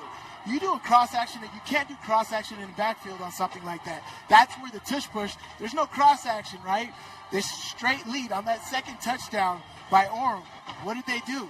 There was no cross action. We load up, we're coming on the left side of the offensive line, and that's where we're going. You can't do cross action because it takes time for things to develop, and the way that Orem's wide nine DNs is the old Detroit Lions when old boy from BYU was at Detroit. Luke Staley? No. Scott Mitt? No, at Detroit? Yeah, it's more recent. Why am I? Ziggy Ansah. Oh, yeah, Ziggy. Ziggy Yeah, Ansah in the wide nines, the way, because I did a workout for the Bills, and so the Detroit Lions, and I saw them, their defensive scheme and how they did their wide nines. And I'm just like, oh, so you're just crashing your nines. They have no responsibility. Illegal shift. They just go like a bad Offense, number 26. That penalty's declined. And that's kind of how Orem's DNs are on the outside. They are just going all out, and you can't do cross action there. And here we go. Orem, West defense is playing with some little aggressiveness here. After that sizzling start in the first quarter, this West defense has stepped up. Orem's having some execution issues and some penalties that's slowing them down as well. With 2:09 left to play, 2nd and 12 from the 42 of West. Kaava will pass. It's not there. He's going down. The Panthers get home. Isa Lapati was in there, and he had help from his friends. Wow, a great job all the way up front by the entire D front right there. Elijah Latui got in there as But well. Elijah Latui start that initial pressure, not allowing Kaava to step up, taking his throwing arm. When you grab the quarterback, take his right arm so he can't get that ball out at the last second. Great job of getting that ball down, making it 3rd down and long. Again, 3rd down and long, midfield. Watch out for the screen pass. 3rd and 18, Cowie Akana in motion. Cowie Akana's open over the middle. Instead, they go deep, and it's incomplete. So Looking Orem for will Kai have to Wesley punt. to tie it in. So this West defense has stepped up in the second quarter. They're going to get the ball back. They have 1 timeout and 1:15 left. This is key for them because Orem gets the ball first to start the second. We talked about this West defense is a good defense, right? Yeah. It was very shocking to see those first 3 drives. Yeah. But again, getting stops isn't going to be good enough. You got to get turnovers. You got to flip the field. You got to get points yourself. Because you started off so slow, this is what you're going to have to do. Great job by them. Not only have to punt, Falatea with the fair catch at the 13-yard line. Great job by them at getting the stops, but because you started off so slow and you allowed so much in the first 3 drives, you now have to play catch-up. And how playing catch-up is you got to be aggressive. You got to start scoring points yourself. You got to start doing all of these things. And but it's great. You're getting opportunities for your offense. Your offense just got to put it together. They are anemic on 3rd and 4th down and just not doing what you need to do. So you got to put your offense in easy position to get them some little momentum. Camden Lapati has still not returned to the game, and Louis Hamilton is still at quarterback. They're stacking the box. You do not see a post safety. There's no post safety here. Hamilton's going to throw the screen, and they cannot convert. Another drop pass. Execution has been lacking on offense. Yes, for West.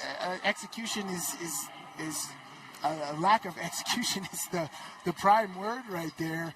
But I think that was a tip at the line of scrimmage a little bit. But even still, you still have to catch. That was a catchable football, and you have to catch that ball right there. And that's just again another execution error because that was wide open. Again, with no post safety, they are being extremely aggressive. Now they're a little backed up. 2nd and 10 from their own 13, and Louis Hamilton is taken down in the backfield. RPO never got started. Jag Ioane takes him down again. Jag's having a nice game. Yes, he is. As I said, what they're doing with those wide 9s. You're doing. There was a pooler that was supposed to go out and get him. He's crashing. He's crashing so hard. You're not going to get a pooler to get out there with speed enough. He's starting in a wide 9, so he doesn't have to adjust his angle. His angle is straight at that QB, and if your puller isn't quick enough to get him, good luck, and that's exactly what's happening right there. He's not being blocked because the puller's supposed to get him, and the puller is not quick enough to get out there. West has to get out of the cross action in the backfield if they want to get any productive things on offense. Or motion to it. Take your cross action and motion before you snap the ball to get it over there if that's what you need. But pullers is not getting it done. Their DNs are too quick.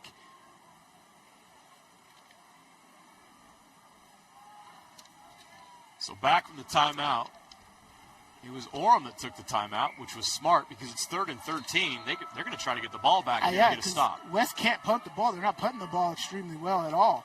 You're going to get shots at the end zone here. Louis Hamilton. Junie Moala takes him down. Another TFL for this Orem defense. If I'm West, I'm letting the clock run all the way down. Orem does not have any timeouts. I'm not punting this football at all. I'll take the 5-yard penalty, which will be half the distance. Eventually the clock will have to stop, but they can run it down to 10 seconds. Yeah, I'd run it down to 2 seconds and then call timeout is what I would do. So you don't have to take the penalty because West has 1 timeout left. Yeah, they can run it down to 10 seconds on the clock. Yeah. And I think that's what they're going to do. And then you could take up to 8 seconds on that one play. Oh, they're going to go. Well, we got a flag. I mean, that works too.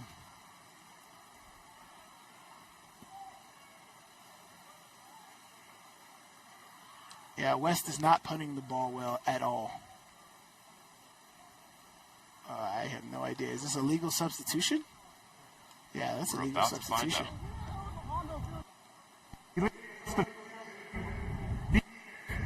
12 men in formation snap. That's a 5-yard penalty. 4th down. Okay. I mean, block as long as possible so you can hang this ball in the air and hopefully the time goes off the clock. But you have to cover. You have to cover. They get the punt away. It's a decent punt. It is fielded outside the 40. He's got a chance outside and gets out of bounds. But there are zeros on the clock. What? Is it a fair cut? He can't run after it's fair caught, so that'd be a penalty on Orem. I would think they would want a fair catch because there wouldn't be much time, and you're just like, let's just catch it, and then we'll have like 2 seconds. I think obviously Orem would like to get greedy and take at least one shot in the end zone here. If you're West, decline the penalty. Time's out. Yeah. The receiving team called for a fair catch. There is 2 seconds on the clock. It'll be 1st down and 10 for Orem. Is that not a penalty on Orem? I always thought that was a penalty. If you call fair catch, you can't act like you're running. Well, they got 2 seconds here. They're going to chuck it at the end zone. I'm telling you what, you're throwing a number 13. Go ball, jump ball, right at the end zone. You know, Kickoff has got the arm. There's no doubt about that. He definitely has the arm. We've seen it all night. He's been really, really aggressive on all of his throws. We'll see what they go here, but for me, I believe that they're going at KU kind of here.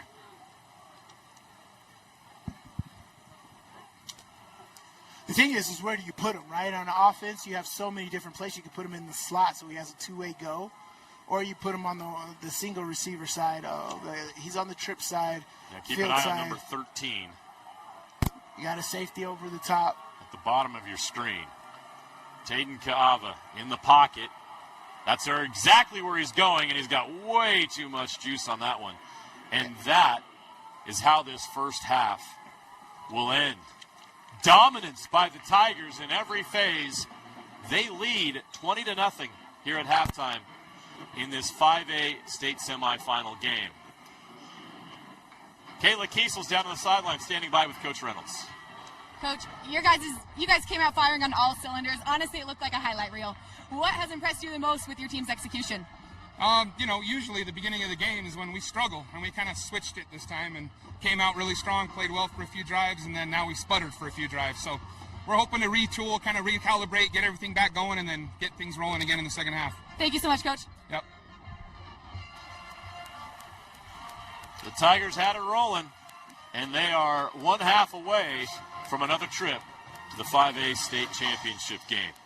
147 yards of total offense for Orem, just 50 for West. They have -3 passing yards. The Panthers going to have to change some things at halftime, Sly. Yes, they do. They gotta step up. I mean, they've seen they can move the ball in certain capacities. Again, that cross-action stuff. It's all about adjustments, right? This game, 20-0, is not out of reach. It was 20-0 in the first quarter, right? Yeah. So they blanked Orem out in the second quarter right there. It is possible to get back in this football game, but you got to put your head out of your butt here, and you got to make some plays here. Offensively, you got to contribute. Their defense is doing a really good job creating pressure on Orem's quarterback and on their offense.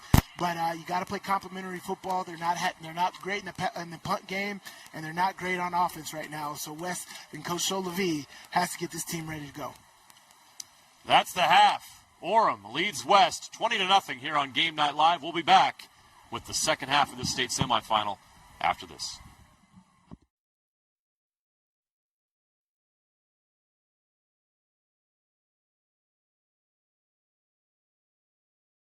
Welcome in to Rice-Eccles Stadium. Halftime here. Orem leading West 20-0. Kalen Hall, Jeff Hansen. Oh, boy. Look, we talked about this game, line of scrimmage, and, Coach, first half, it was dominated by Orem. Yeah, Orem's front seven, defensively and offensively, amazing job. You talk about redirecting the defensive players and the offensive players for Orem. They were pushing that line of scrimmage on both sides. Offensively, the counterplay, they were just absolutely gashing them, down blocking, getting second level, running back slide inside and pulling guards and tackles. No linebackers to be seen. Combo blocks were absolutely murdering the backside. And as far as the defensive line, Junie and Jag, they were getting after it. They were in that backfield immediately. The D tackles were making plays, and those two middle linebackers, Zeki and Easton, they were absolutely cleaning everything up. Front seven on both sides, offensive and defensively, for Orem, they were dominating the game. Yeah, they look really good defensively, and then offensively, Isagalia, he runs a big touchdown to open the scoring. And then it's Beckham Curtis sets up that Easton Kojima short touchdown. They really did enough really quick, right? They score fast. 3 touchdowns really quickly. Tatum Kava finds Kale Akana for a long touchdown pass to really cap off the scoring in this first half. And then from there, it kind of all fell apart on both sides of the ball. You've seen defensive line disrupt things on both sides. It was a different story in the second quarter, but unfortunately West can't get on that scoreboard to get back into this football game yet. I feel like some of it is West getting stunned a little bit, right? Yeah. I mean, Orem, quick first drive, they get in the end zone, 3 and out for West. Quick second drive, they're in the end zone.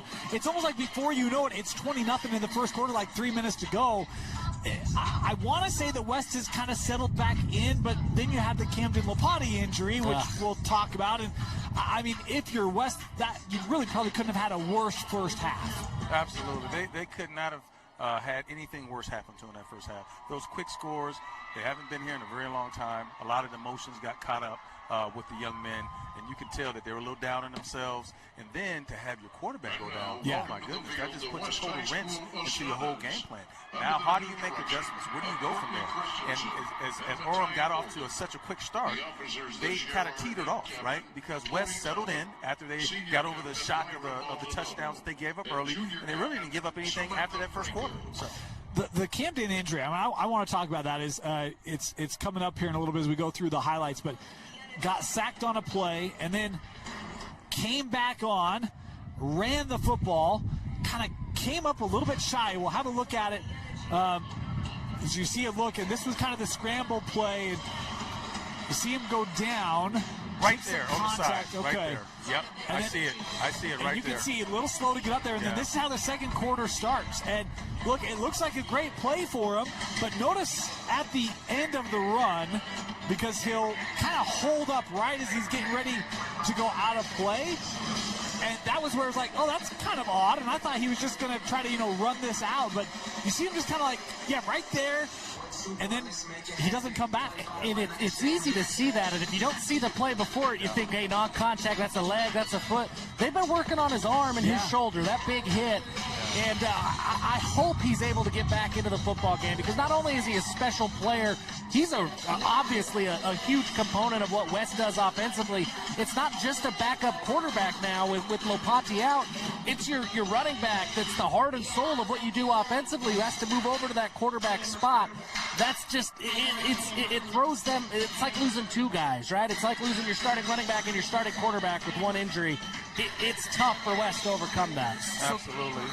I'm sorry. No, go ahead. I was just going to say, it's unfortunate because, to your point, you lost 2 guys. Yeah. You lost the way that your formations are. Yep. Because your running back is used to having certain reads based off of the quarterback pool options, different cutback angles based off of the quarterback pool options. And now Orem's going to make some adjustments if Camden's not able to come back in the game. Yeah. They're going to stack the box. They're going to say, hey, you know what? We're going to go man-to-man. We're going to put 8 in the box. Now can you beat us with our best 8 guys on the line of scrimmage? It's going to be very difficult to be able to do that. It's going to be tough to do, and when you're down 3 scores, at some point, whether it's Lopati or Hamilton or whoever it is, West is going to have to put the ball in the air to try to get back into this game. It's the most unfortunate injury I think that could have happened to this West offense, just because it does throw off so much of what they do.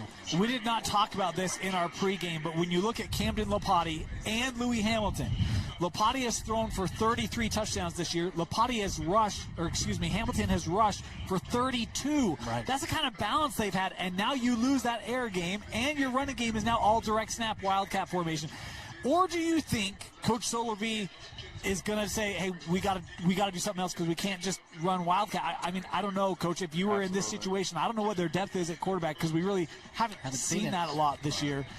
what do you think West is trying to design right now as they come out knowing they're down 3 scores in the second half? Ultimately, if you have a young man as a backup that is adequate as a passer, I think you have to put him in the game because that allows Louis to go back to the spot where he's used to, where he can be most effective, and then you have somewhat of a threat as a quarterback that can actually throw a vertical ball down the field where the defense is not going to be set in the line for such of a situation.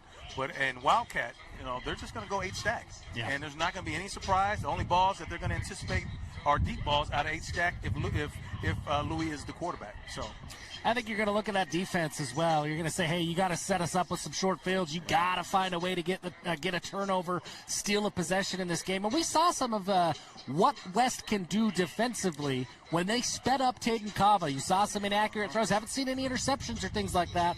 But I think that's the recipe right now. If you're Coach Solovey in this locker room, you're saying, hey, defense, you got to make something happen. We need you more than we've needed you all year. Offense, we're going to try to set you up in the best position that we can, and then you take advantage of it from there.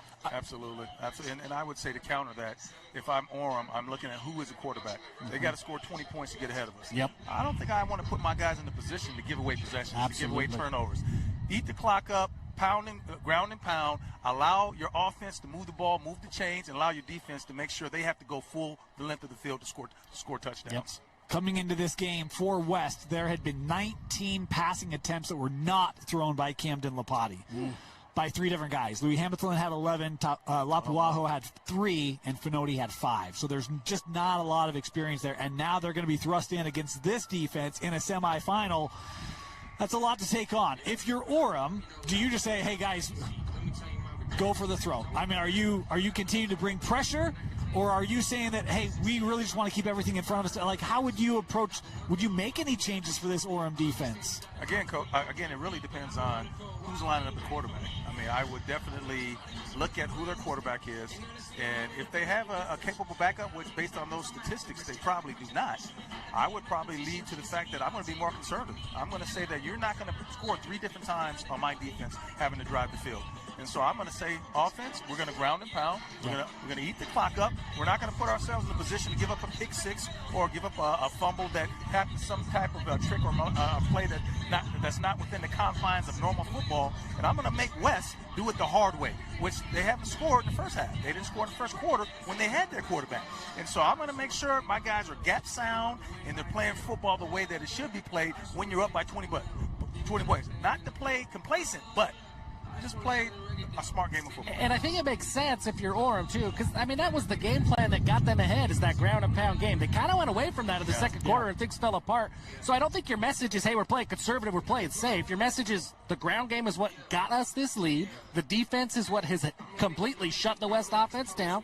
We're just going to keep rolling with what we got. It's working. Let's not get outside of ourselves. We got some dogs on the offensive line that are dominating right now.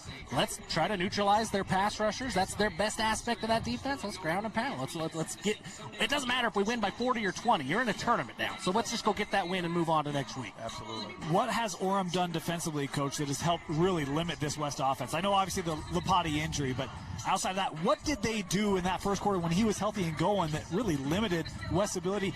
I don't even know they had positive yardage when he left. I believe defensive ends, I believe that Orem put their ends in wide nines. They put them out a little wider, but they closed the gaps. So they started out in wide nines, but they pinched hard. Then those interior 3, they won battles against one-on-one matchups because Orem is playing a 5-man front. So there's no extra lineman to help out double team like we thought maybe they would do. Yep. So what that means is if one guy wins on inside, that's instant pressure in the middle. And Bateman has won numerous battles up front. He's won battles on one-on-ones. He's gotten to the backfield. So that's caused the quarterback have to slide to the side.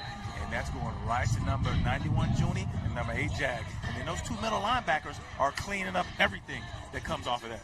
You know, Easton and Zeki, they have been absolutely murdering the run game because there's no combo blocks coming off of them because everything's man-to-man. So with that being said, there's not a lot of passing going on because we're taking too much time. The ball. Yeah. So it's been tough. I mean, it's been tough sledding. You got to give it a lot of credit to the way that Orem defense has played. I'm with you, Coach. I look at those edge rushers. It started really early in the first quarter. They set a tone. They're so explosive off the line of scrimmage that those tackles, I think they're cheating a little bit. They're cheating because they're afraid of that speed rush. And Judy Mawala and Jaglione, they have some of the best spin moves and those interior moves. They've set it up all game long. Now when you're trying to play tackle, you're playing that man blocking scheme, and you got to block inside and outside.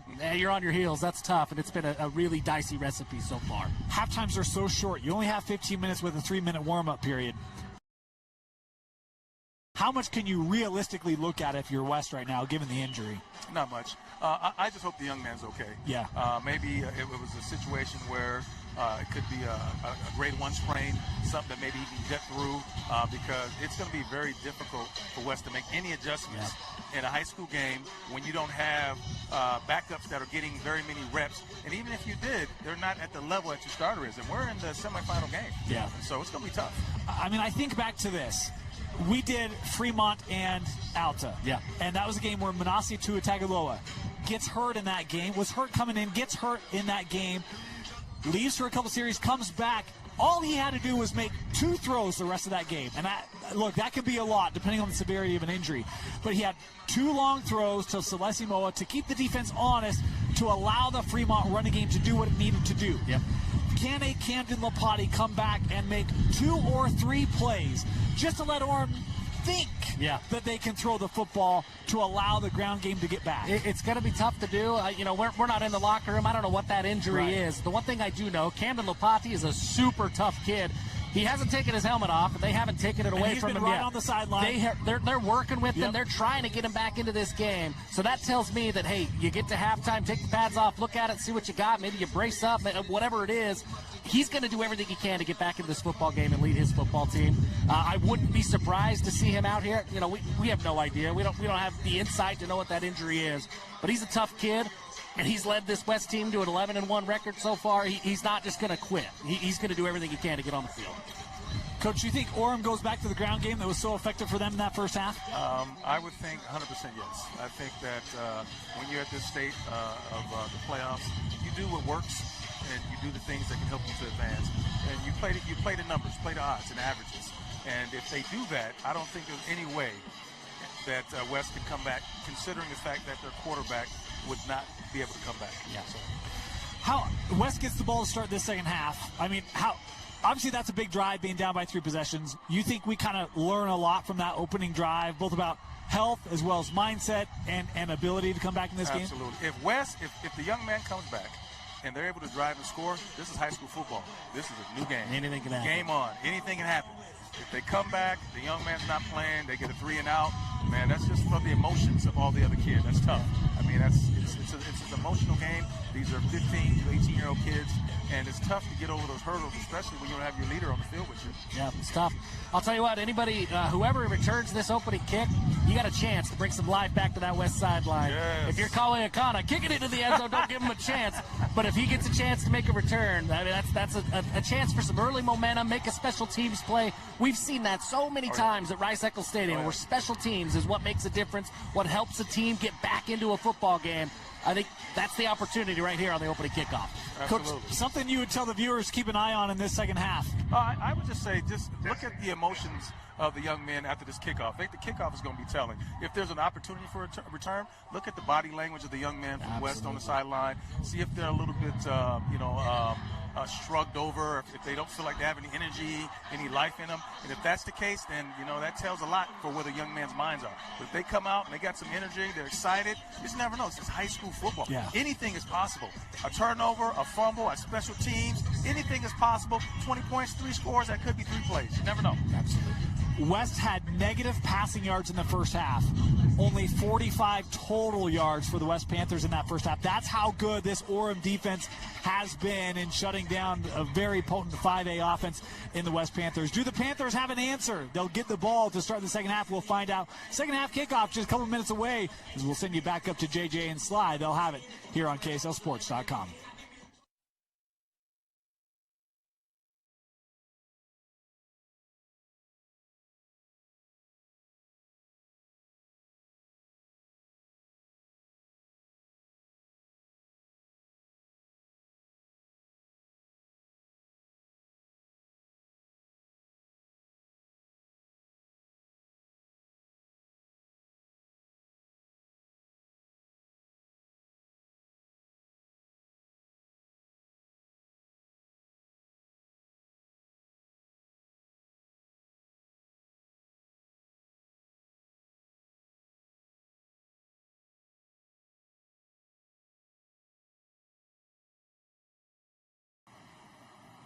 Thanks to the Rewind guys. Great halftime show. We're back here in the booth, ready for second half action. Jeremiah Jensen, Steven Sylvester, Kayla Kiesel's down on the field. She'll have Coach Solovey in a moment as soon as they are ready. Sly, pure domination by Orem.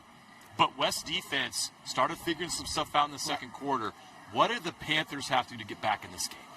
The Panthers have to be something on offense. They need to get some kind of production. They got a little bit of movement here in that second quarter, but they have to double down on that. They have to understand exactly how Orem is trying to attack them. They're trying to take Louis Hamilton out of the game, and when Camden Lapati went out of the game in the second quarter, that's all they had to worry about. So they stacked the box. So West is going to have to adjust off of that. Understand that their wide nines are aggressively coming downfield. How do we come off of that? How can we take advantage of that? Because they are being extremely aggressive on it. But Orem has to get back to what they were doing in the first quarter and double. This game is not out of reach yet. 20-0 is a nice lead, but it's not comfortable yet. So they got to continue to be aggressive and go at this West football team. But West has to get something on offense. As you said, their defense is definitely coming alive in that second quarter. It's going to take them to come out here in the third quarter, but this West offense, that's the name of the game right now. You have to score points, which is 50 total yards of offense, and negative 3 passing yards? Negative 3 passing yards is not going to get it done, and so they got to mix it up. Otherwise, Orem has nothing else to do but load up the box and, force 3 and outs all the rest of the game.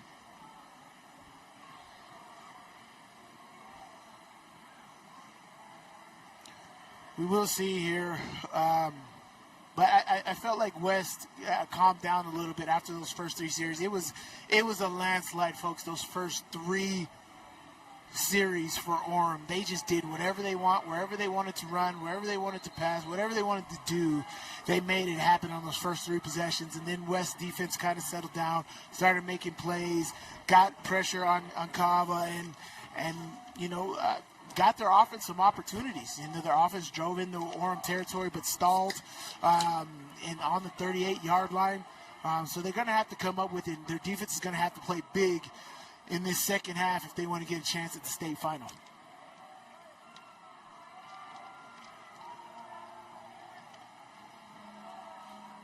As we said, this game's not out of reach, though, Jay. It's still there. It's still possible. Seen crazier things. We've seen crazier things happen.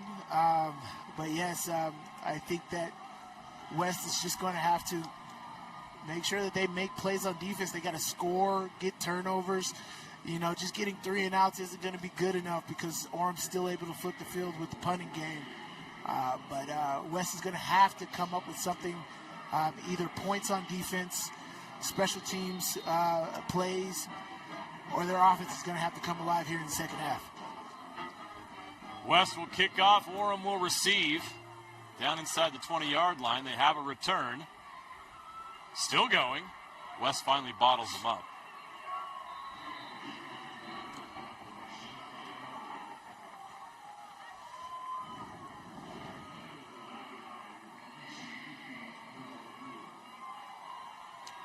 It's good coverage right there. And again, hey, so, my sideline, or when they're running plays to the sideline, it's not as imperative as a high school football field. We're now on college. The hashes are a little tighter, so there has been more room on the sideline for those short side plays than normal high school football fields.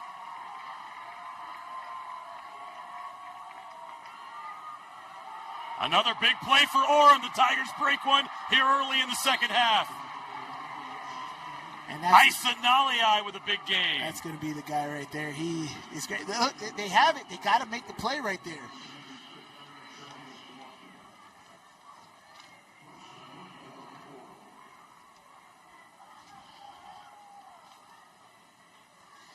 Isa Lapati is in that DN position. He's got to squeeze that back. If you don't get that running back, you got to make sure that blocker runs into him or something happens. You can't whiff at him because once you miss, he's going right back to where you were and where you vacated if you miss. So you got to make that happen. You got to make contact with somebody, either the running back or the blocker. You got to hit that blocker into the running back and slow the running back down. You cannot whiff if you're the D end. Gain of 22. Tava hands it off again, and they're just continuing to eat in the run game. Let's go down to Kayla on the sideline. Kayla. Hey, coming into this second half, what was Coach's message to the guys? Really just trying to stay calm and figure out what the game plan was going to be going forward without Cam at quarterback and with Louie at quarterback. And then just trying to get the defense to kind of settle into the game plan, I think. Yeah, and what are you expecting from your leaders to help build momentum and get that spark going again? Yeah, I mean, it's hard when you lose a Cam Lapati that early and have some early misfortune. You've just kind of got to settle down. But I think it's a big moment for them getting here, and now that they've been here a minute, they just need to breathe. Thank you so much. Kayla, thank you. Looks like Lapati is out. We'll see if that changes, but as of right now, it doesn't look like we're going to see him in this game, and we're going to see more of Louis Hamilton. It's tough, Slide, because you have to completely change your game plan mid-game. When you lose somebody, you rely on so much. Well, I mean, their other quarterback is sophomore Louis Lapahu. Is that something that they're going to be able to try out, at least let him get in there and throw the ball a little bit? So you'll have to see exactly what they do. This is a good stop on third down right there from West, making it fourth down. Now West has an option here. Do we punt it or we go for it? It's 4th and short. It's 4th and 2. You've been able to run the ball however effectively as possible. What do you do here? This is going to be very interesting because I'm guaranteeing West is going to stack the box right here. There's going to be 8 guys in the box for West. They're spreading the ball out right here in empty formation. Are you going to do QB run game here? Kava passes wide open. Kawiakana has the catch and the first down. The analytics said go for it, and the analytics were right. And he's still going. Kawiakana, one of the best athletes in the state. And he's finally drug out of bounds. The analytics says go empty and throw it? That is crazy. Oh, man. But again. I just punched that in ChatGPT. I Right. just spit out what it said. If you're a defense, know where their playmakers are. Look where Akana is. Look where Isanalia is. And be ultra tight on coverage on those. If you're the post safety that's helping out, be over the top. Tell my corners to play tighter, and I got you over the top. Look at that. They got it. Isanalia breaks a couple tackles. Great run here on 1st and 10 from the 27-yard line. He's all the way inside the 20, down to the 19-yard line. The Orem Tigers are once again in the red zone. Yeah, this is not looking good. Again, this is the fast start that we saw at the beginning of the game for Orem, right? And that's what got them out to that 20-0 lead. West has these guys at the line of scrimmage. You just got to tackle them. Isanalia, Okana, they are breaking tackles left and right. Bubble Street, Kawiakana inside the 10, down to the 7-yard line. It'll be 1st and goal, Tigers.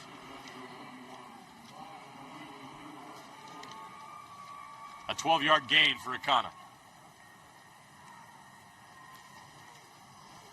Yep, and now they're inside the 10-yard line here, goal to go on the 7-yard line.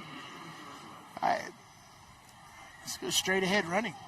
West is not showing that they can stop you down here. Catch is made at the goal line. Ball bounced loose, but they're going to say he was down. Catch was made by number 26, Beckham Curtis again. They're putting their big boy package in. They're just going to run straight off that left side of the offensive line. Same way they did on that second touchdown. You're going to bring Juni Moala in on offense here to help block. Yeah, that's smart.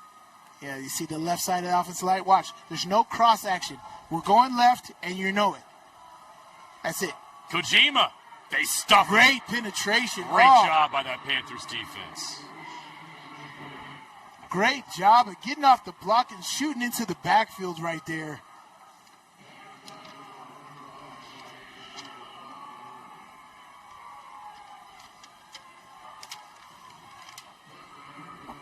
Zacchaeus Malona is having a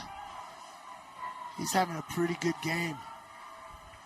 Now they're going to switch sides here with their formation. Ka'ava passing. Wide open. Caught, touchdown! Junie Moala. He does it all for the Tigers. The defensive star has a touchdown. And the Tigers are rolling here at Rice-Eccles Stadium.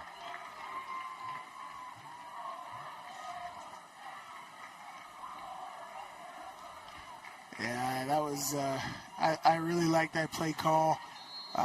They did a shift jump and switched the formations. They got set, they hiked the ball before West could adjust, and I forgot all about Junie Moala, and he was by himself playing pitch and catch in the backyard. Extra point is good, and the Orem Tigers have a 27-0 lead here in the 5A state semifinals. Yeah, that was... Junie's a four-star athlete, and you can see why. Oh, for sure. Big defensive end can come in and play tight end, too. Catch the football. Wide open. Walk-in touchdown. Yeah, that drive looked very good. It started off with the very first carry by Aisinaliai, picking up a big 30 yards and getting that going. And then they just kept putting it on them. They went for it on 4th down and short. Got that happen. 10-play, 71-yard drive. Took 4 minutes and 39 seconds. Capped off by that 2-yard touchdown catch by Junie Moala Jr. We're going to take a quick break. We'll be right back here on Game Night Live. Welcome back to the UCCU Savings Spotlight. Today's play of the day goes to Becky, a single mom who just got her son Max a youth debit card from UCCU. This is a big win for Max, who knows that UCCU mobile banking makes it easy for his mom to add money to a debit card anytime. It's also a big win for Becky, who knows it also makes it easy to monitor her child's spending anytime. Final score, 1 happy son, 1 responsible mom. With the assist from UCCU. Want to supercharge your savings? Right now, UCCU is offering short-term savings options with incredibly high yields. Plus, UCCU makes it easy to transfer money from other financial institutions. Just visit uccu.com and supercharge your savings.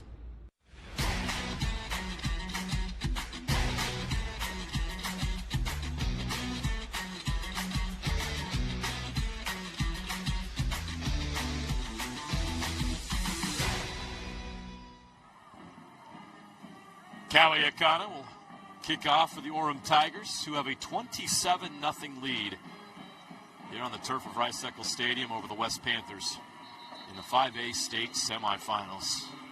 7:21 left to play, third quarter.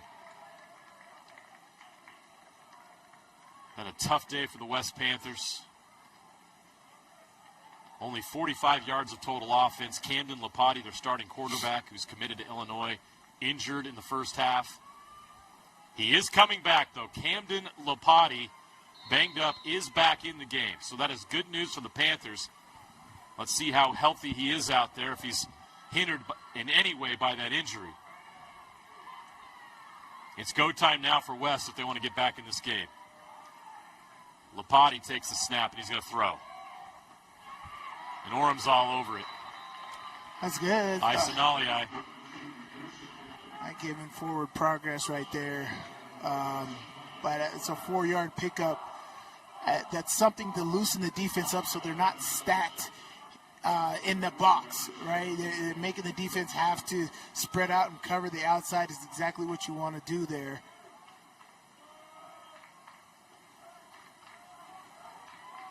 Hamilton with the catch. Shake and bake. Louis Hamilton out to the 35-yard line. A nice play by him with the catch out of the backfield. A 12-yard pickup right there. We talked about Slide getting Hamilton in space. Once they do, they'll get those explosive plays that they've been lacking. They have one defender out there. Everybody else is playing off. You get him in space with two free blockers, you can make some things happen. Again, they are crashing hard. They got that bare front, that 5-down D lineman front right there. I'd go empty this whole time and make that 5-down front nothing, right? They're taking coverage away from the outside. That means you got one-on-one somewhere. Look, I throw that slot pass right there. Nice, quick passes. Lopati avoids the rush. He's going to run. Slide. He's going to slide. And they pick up 5 yards. That's the thing. They got a bare front right there. Yeah. Ball's got to come out quick because you got one-on-one blockers with your offensive line, so they're not able to hold those blocks for a long time. But you also have one-on-one on the outside, so your receivers have to win quick, or you have to break down and run the football quickly. Now they got a 4-down front now. That's a better front to run into than a 5-down bare front. You make Orem have to adjust on the offensive side, on the defensive side of the ball. You're able to get some pressure right there, right? They go back to that 5-down front. Ball's got to come down quick. But the big thing here is execution that we talked about in that first half. These guys have to catch the ball and go. They have to put pressure on Orem. They can't continue to have drop passes. Hamilton up the middle. That's fights tough. for that extra yard, but he's going to be short. That's tough running right there. It's going to be 4th down. What do the analytics tell you? I mean, you're down 27-0. You don't punt the ball well. Yeah. They are not punting the ball well. They're punting the ball 15, 18 yards. That is not great. No. You're not flipping the field. No. It's windy right now. Analytics would tell me to go for it. Now you've got 4:42 left in the third quarter here. They got to go, but now they're going to call timeout. Which is, it's smart. You see what Orem's in. Orem is bringing pressure. Even with their 4-down front, they're rotating down, so they're still bringing 5 to 6 guys. You got to understand where that pressure is coming from. Throw at the blitz, or you got to escape with your legs if you're Camden Lopati. Camden Lopati has to be the difference maker here. I wonder what the AD saw that he wasn't going to come back into the game. He looks like he's ready to go. I don't recall him saying he was out for the game. He's just talking about the fact that they lost him early and wasn't sure if he was going to come back or not. But I thought the game plan that they were talking about without Lopati. Yeah. Yeah. So I was confused as well. 4:41 left to play here in the third quarter.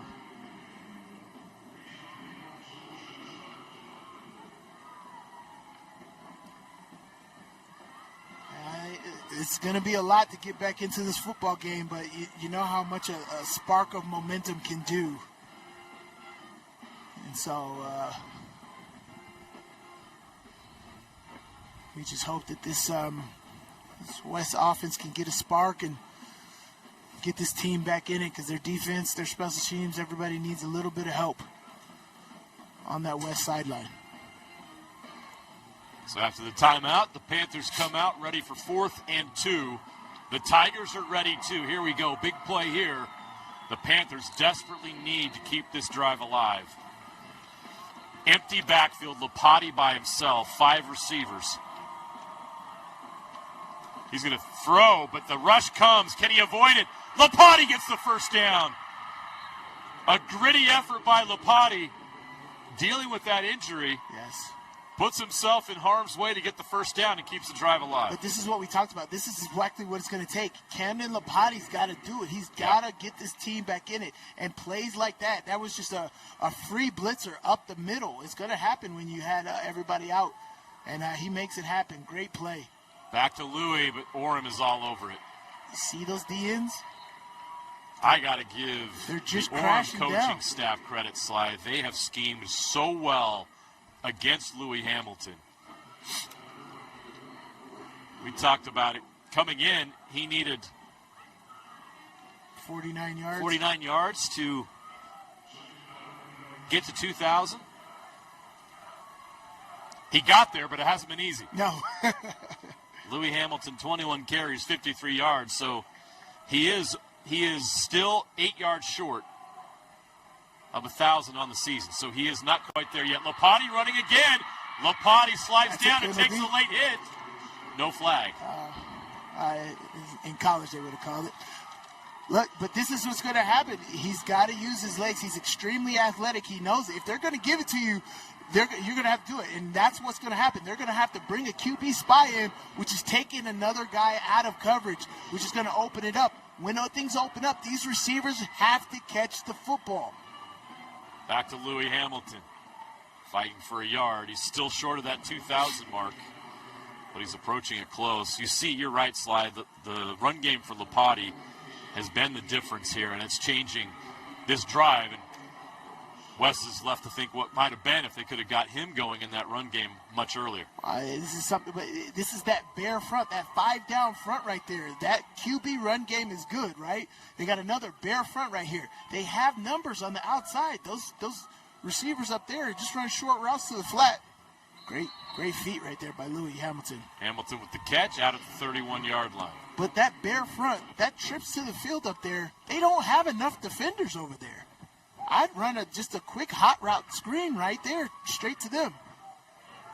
Just dump it right there. Just go get it. They are not bringing enough defenders in that area.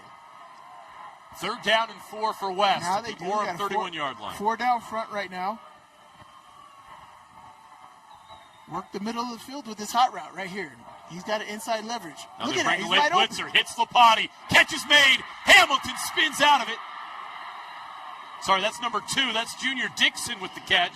That's open. That moves the chains. That's open. Hot. Throw the hot. This is what they were talking about on Wedding Crashers. Hot route. Hot route. Just throw it. It's nice, quick. Look. They called that the look. The outside linebacker was outside of the number 3 guy. The middle was wide open. Hot. Throw it. 4 down front. QB run game. Lipati has time. There you Now go. he's got to roll right. Open. Uncover. Lipati runs close to the sticks. He's inside the 20 down to the 10-yard line. See, I like that you're now putting pressure on Orem. We haven't seen this all game. Yep. Orem hasn't had to adjust anything that they were doing. They can be aggressive with the D-ends. You got to take advantage of the 5 down front versus the 4 down front and understand what you're getting with both of those. This is a great job by Camden Lipati on this drive at understanding what the defense is giving them. Look how deep they are. They're now at the 10-yard line. They can pick up this 1st down and get a whole new set of downs. Bringing life back to this football team, it has to be Camden Lipati. Great job right here. This is a 4 down front. Run into this. I don't know what the penalty is going to be. I don't think the offense was set. This is going to be an offensive penalty. They would have picked up the 1st down right there, but I think that it's going to be an illegal shift or illegal formation on the offense to drive them back 5 yards. This may be a drive staller right here, unfortunately. Wes is marching back. Illegal shift. Offense. Number 2. That's a 5-yard penalty. 2nd down. He says he wasn't set. Got Junior Dixon. Yeah, that would have been a 1st down too. It would have been a 1st down and goal. Now you're back up to 2nd down and 7. So 2nd and 7 for West from the Orem 15-yard line, down 27-0. 1:47 left to play here in the 3rd. Camden Lipati back at quarterback, empty backfield, 5 receiver set. He will throw. Receivers open, catch is made. Turns upfield, gets inside the 5-yard line. That's a 1st down. The catch is made by Monson Vianuku, the sophomore. And we haven't said his name all day. Right. That guy right there can turn it on. We talked about it when they played Granger. He's 6'4", but he has elite acceleration speed right there. He's another guy. You get him the football, he can make it happen. And down here on the goal line, you get one-on-one on the outside. Throw at the 6'4" receiver. Lipati keeps. Lipati turns direction. He goes down. He loses 2 yards. 2 yards. Yeah. He's 2nd down. Yeah, this is not good to run side to side with. Orem is very, very quick, and you're down here on the goal line. The real estate is extremely tough to get. You got to go straight downhill. The way Louis Hamilton was running in that 1st half, where he's like running at them, that's how you have to finish down here on the goal line if you're going to run the football. If you're going QB run game right here, I'd run QB run game right off the right side of it with Louis Hamilton being your lead blocker. QB run game right off the right tackle. That's where they go. Lipati's looking that way. He's going to throw it into the end zone. Caught! Touchdown, West! The Panthers are on the board. Junior Dixon with the 5-yard touchdown. Great job. That's great sprint option. I love the sprint option, especially to the field. Yeah. They had 4 receivers to the field right there. That was absolutely awesome. Great drive. That was the juice that they needed. But what was the key to that drive? Camden Lapati, right? Utilizing his legs. They stretched that defense out. They made Orem have to adjust. That's what they're going to have to do. Great job here. Great job. Sprint option. Picked it up. That looked more like the West offense we've seen this year. I don't know what we saw in the first half. That was not it. Yeah, this is the West we saw all year. With the talented guys all across the board. You could throw to anybody. Great job right there by Louis Hamilton at getting that DN on the front side down so he could make that sprint option play right there. Great blocking by that offensive line on that drive. That was more of what we're used to seeing from West and what we came into this game anticipating. But this defense has got to step up. This Orem offense is elite. They've got to step up. They've got to make turnovers. They got to get more 3-and-outs. It's very possible they're down 4 scores, right? 27-0. That's 1 possession right now. If you get 2 possessions a quarter, you score on each possession of the quarter. But you have to make stops on defense. And they got to get something from the special teams. They are not kicking the ball well at all. That was a 15-play, 80-yard drive. Squib kick. Orem's going to have good field position again. That's not good. I don't know what. I don't know what game plan that is. That is not good at all. Lapati on that last drive, 4 carries, 32 yards. He was 6 of 6 for 51 yards in the pass game. That is the Camden Lapati we've seen all season. That is the Camden Lapati that's committed to Illinois. He was awesome on that. But that's the Camden Lapati that we did research on, right? Yeah. We're looking at coming into this game. That's what we were expecting right there. That first half was a big shook. There was a lot of jitters and all that stuff, and unfortunately you got down 27-0. But now you're putting your defense at a big disadvantage right here. This offense is electric, but they got to make tackles at the line of scrimmage. When you got guys, you got to make tackles right here. Kaava will keep. Taden Kaava gets a few yards all the way up to the 43, 44-yard line. It's a good start on this drive for Orem. Yeah. Great decision by Kaava right here at not handing it off, keeping downhill, right? You're reading one of those interior defensive linemen as they come off. What do you have here? You have that offensive. That's a big 7-yard carry. Great job. That is the end of the third quarter. Boy, that went by fast. It did. The Orem Tigers with a 27-7 lead over West. We are 1 quarter away from one of these teams reaching a state championship game. We'll be right back after this on Game Night Live. Bucket list hikes, local races, challenging adventures, that one goal that means so much to you. Salt Lake Running Company has the gear and expert advice you need to start and finish strong. You'll be crushing that goal before you know it. With our trained and knowledgeable staff, an award-winning custom shoe fit process, and the head-to-toe products you need, SLRC will gear you up for your goal. Shop in-store at any of our locations along the Wasatch Front or shop online at slrc.com.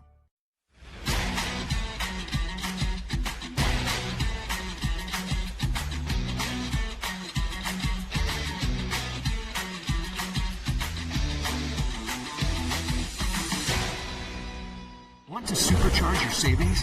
Right now, UCCU is offering short-term savings options with incredibly high yields. Plus, UCCU makes it easy to transfer money from other financial institutions. Just visit uccu.com and supercharge your savings.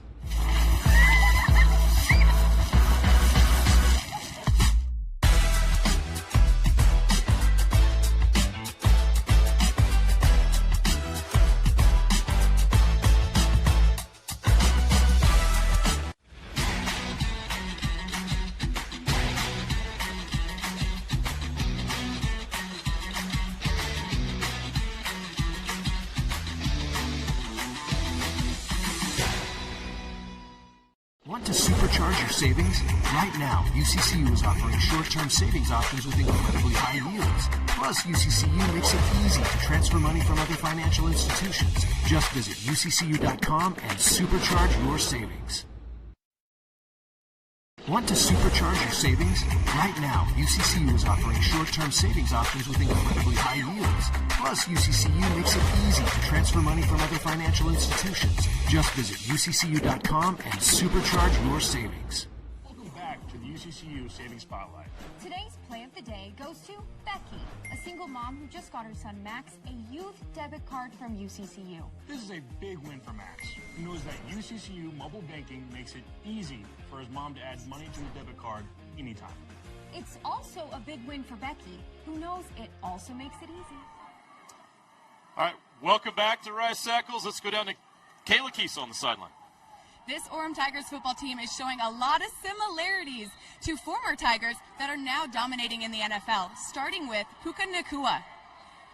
Puka Nacua, the star breakout for the LA Rams. He set rookie receiving records last year and continues to shine on Sundays, all starting right here at Orem High, as well as Noah Sewell with the Chicago Bears, one of the fiercest linebackers to come out of Utah. Kingsley Suamataya, the Kansas City Chiefs, a mountain man, now protecting Patrick Mahomes in Kansas City. And Matt Gay, one of the league's most consistent kickers, now with the Washington Commanders. All of these Orem alums' NFL journeys has included a Super Bowl, the Orem alums' NFL journey has included a Super Bowl ring and plenty of game winners. It is clear that these Orem Tigers could be following in those dominant NFL players' footsteps. No doubt. Kayla, thank you. This great talent that's produced by this Orem football factory each and every year, and to have 4 current NFL alumni, and there could be more on the way. That's not just current NFL alumni; those are stars. Yeah, big-time players. Big-time players in the NFL. Kingsley Suamata'ia, Puka Nacua. You say those names. You don't have to be in Utah to understand and know who those guys are. That's awesome talent coming out of one high school here in Utah. And you look at the talent this team has currently. I mean, we've seen Juni Moala, Kaui Akana, Isanaliai, Taden Ka'ava's going to Alabama. I mean, and I'm missing some guys that there's plenty of guys in this team that are going to play at the next level. They don't have enough over here. They don't have enough over here. West can't get them. They're going to get the first down on 4th and 1. It's a big boy running right there. You know what they're doing on there. Great job. Again, I got to shout out Zacchaeus Maulano. He's having a terrific game, sticking his face into a lot of pressure in there and making a lot of plays. Doing a great job today. So it's 1st and 10, Orem from their own 49-yard line, 10:44 and counting left to play. A 27-7 lead for the Tigers. Try to stretch it outside, and West swallows up the runner. Zacchaeus Maulana again. Oliver Bills on the carry. He went nowhere. Loss of 2. He and Isa Lapati's having a great game at linebacker. Great job, both of those two. Big TFL right there. This is where you're forcing Orem to have to throw the ball. We've seen Ka'ava being a little aggressive on his throws, not so accurate, but you're creating pressure. You've gotten sacks. You're bringing that. You got to bring the heat now. Now, when you get around them, you have to force that turnover. Ka'ava taking a deep shot. What a catch by Kaui Akana! Into the red zone, showing off that athleticism. One of the best 7-on-7 players in the country. Shows us why. Just throw it up. Just throw it up. Gain of 39 yards. He's such a hard cover right there. You're going zero coverage. You got to know that's what Ka'ava's doing. I'm just going to throw it a... Man, that's just easy pitch and catch. Taden pitches. That's trouble. It's on the ground. Ball's loose. Who's got it? West has it. What a turn of events. The Tigers are in the red zone, ready to put an exclamation point on this victory, and suddenly the Panthers have life. And this is what they tell you as a quarterback, see the pitch. Kaava does not see the pitch. He just pitches it blindly. You have to see where you're throwing. And he throws it out in front of the running back right there. And even more so, you have to recover it. He throws it blindly. The running back was not ready to go. West, extremely aggressive. Again, here. Oh, this is getting interesting. Okay, come on. Spencer Maffey recovers the fumble. The West Panthers have the ball 1st and 10 at their own 19-yard line. Camden Lapati avoids the rush, gets back to the line of scrimmage. It'll be 2nd down and 10. Yeah, you got to do some more chip blocking on these ends. Juni Moala, he cannot be one-on-one blocked. He has to get some help. You have to chip. Bring a tight end in, cover him up. But one-on-one blocks with Juni Moala is not working. You have to understand that. Use that against him, whatever you want to do. But he cannot be one-on-one blocked. Lapati to pass. Now he's going to scramble up the middle of the field. He's got a 1st down. Lapati past the 30-yard line. They got to go no huddle here. They got to keep going. Yeah, now you got to go tempo. You need 3 possessions in 8 minutes. In 8 minutes. 3 possessions, 8 minutes. They got to go.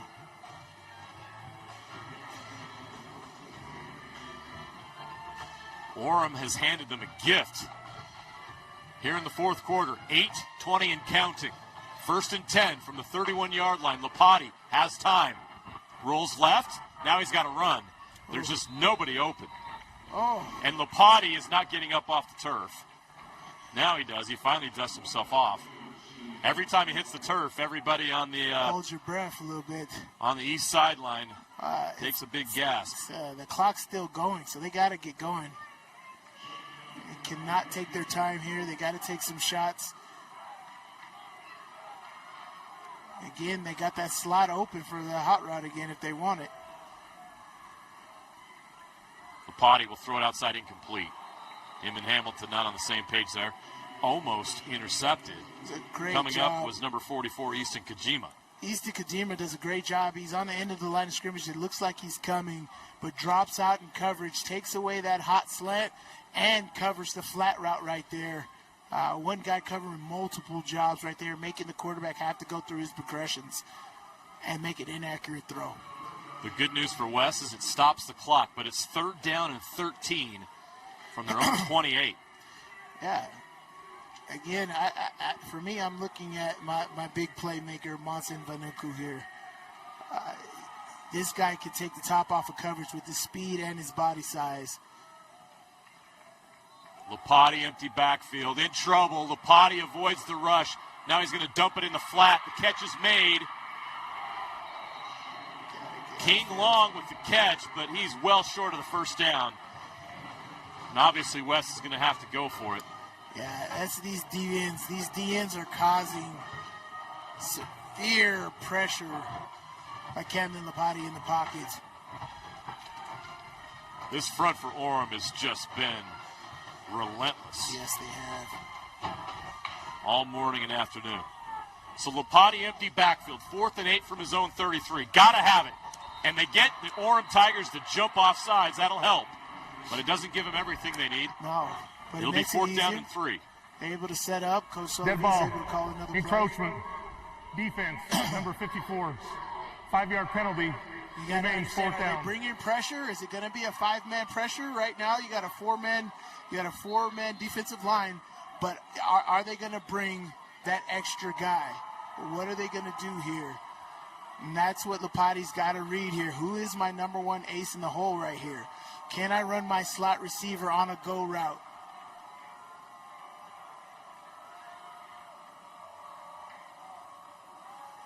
Lapati's in trouble. Lapati! Ball's loose on the ground!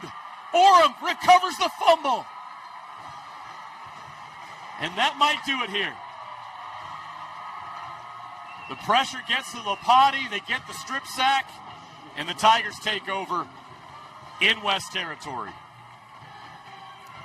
That's what stinks is when you run that sprint option, you know the backside D end is not getting covered. He's not getting blocked. MJ Bateman got to him.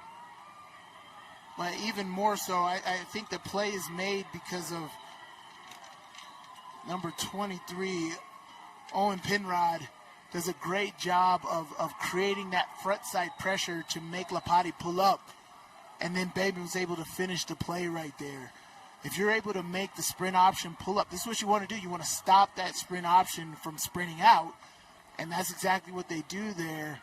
Penrod does a good job of making him pull up, avoid the tackle, and then Bateman, who is unblocked from the backside, finishes that play right there. And essentially West is now officially out of this game. Orem is doing a great job of eating up clock here in the second half. They now have 1st and 10 inside their opponent's 30-yard line. They put up points. They take off minutes off the clock. That's exactly what you want to do here in this fourth quarter.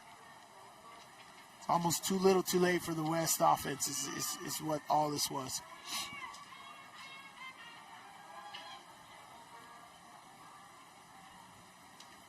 Well, we got a timeout with 6:29. We'll take one. 27-7.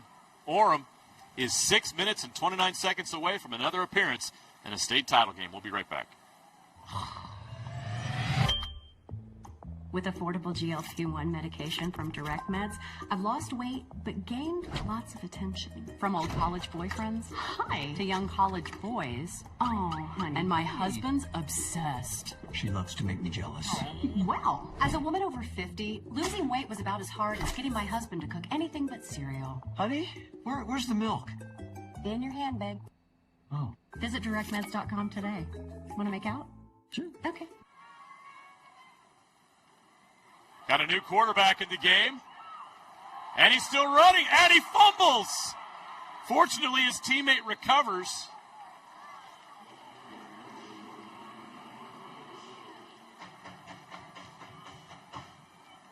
Oliver Bills is now in at quarterback, at least on that play. Loses the football, but they do recover. Things almost got interesting again. Taden Kaava looks like he may be done for the day.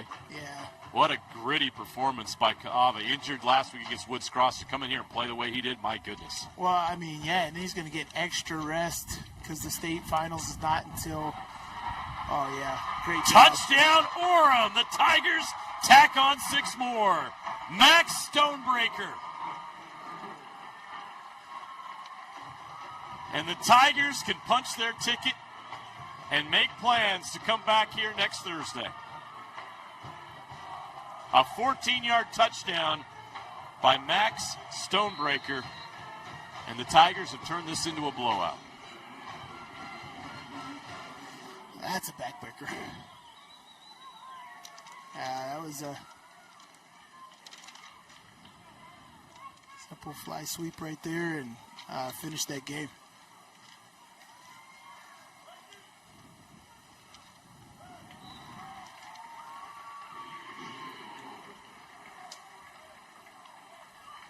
The extra point is good. Another look. Yeah, that's great running, great blocking, right? And simple hand. Again, you have to make the play at the line of scrimmage. You know, when you're putting pressure on, you're going zero coverage. If you don't make this first play right here, everybody else is in vulnerable positions that you can't make it up. And now, of course, the hash marks being closer together, that little boundary play is not the normal boundary play you see in high school where he would essentially be more blocked off on the sideline. It's a little more open because that snap is coming from more inside on the field right there. 5:44 left to play.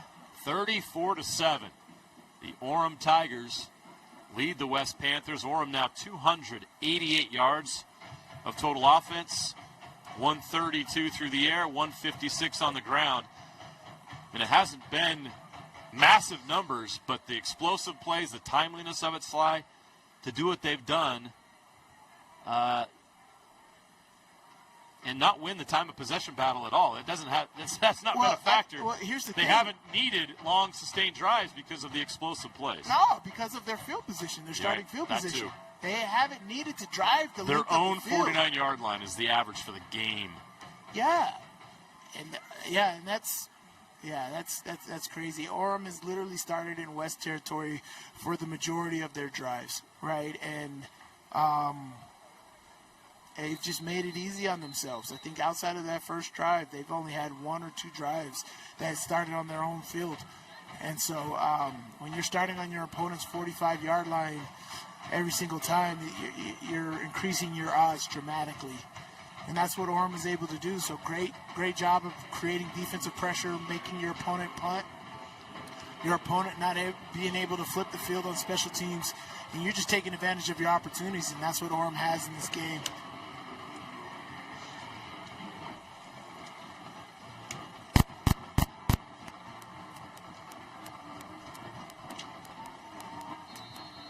That was 2 plays, 27 yards, and 45 seconds.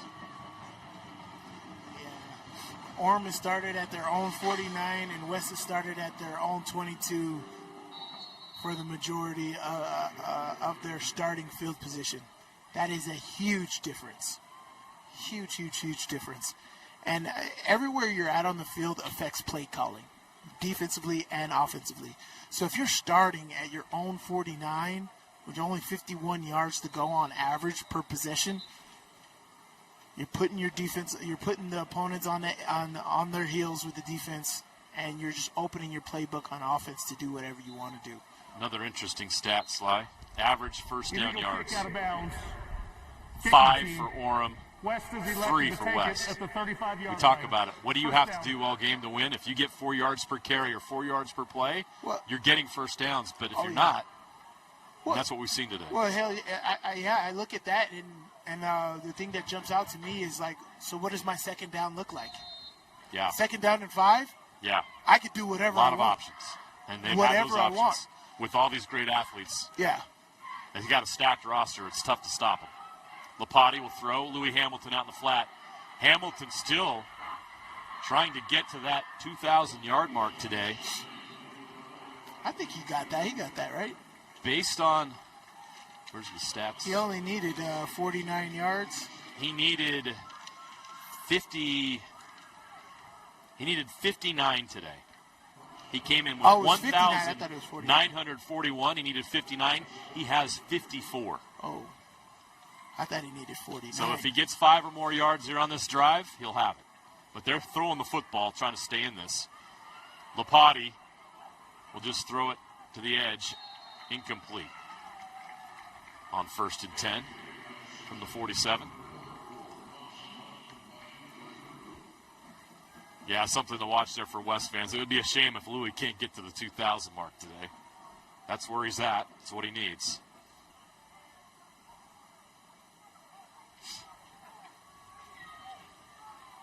But obviously, they're not in a position to throw to run the football right now. They're playing catch up, trying to create some big plays here in the pass game to stay alive.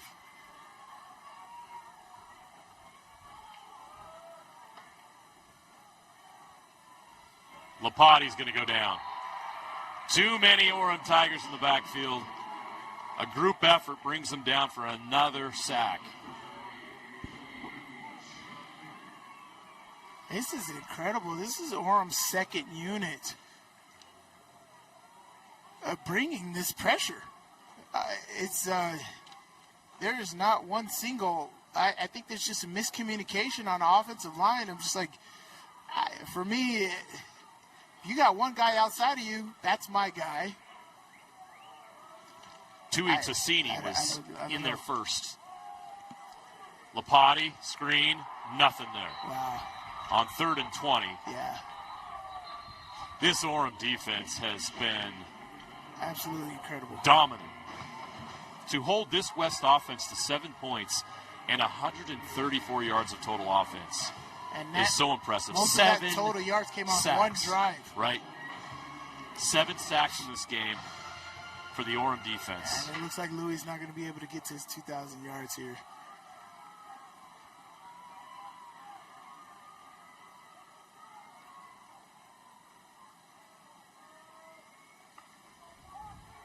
4th and 21. Lapati steps up, throws over the middle. Catch is made, first down. Keeps the drive alive, Junior Dixon. They'll keep fighting. Into Orem territory, inside the 40-yard line, down to the 37. We're under 4 minutes to play. It's a 27-yard gain, Lapati to Dixon.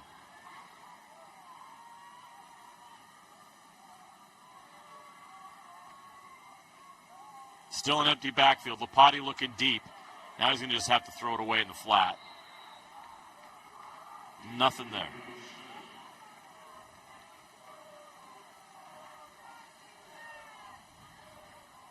Yeah. This is and this shows you how deep this Orem roster is. This again, this is the second unit for Orem, and creating the pressure that they're creating is absolutely elite. It is incredible what they're able to do on every level here. They got talented guys all across the board. You can see why they have such a NFL pedigree here at Orem.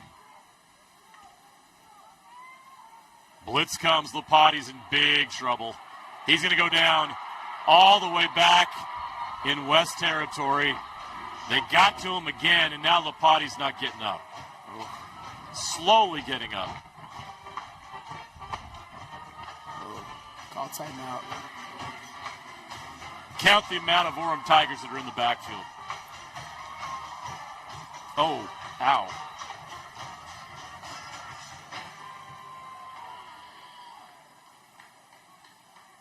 Yeah, that's... DJ Munga was there. First, number 87, and then got some help from his friends. And Lapati paid a price.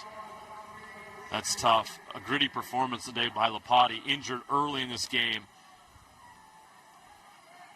Eventually had to come out of the game in the first half, return in the second half, led them on a touchdown drive, but by then it was just too late. Orem had an insurmountable lead, and the Tigers have kept their foot on the gas all morning and afternoon. They have been relentless in all phases, and they look like a champion.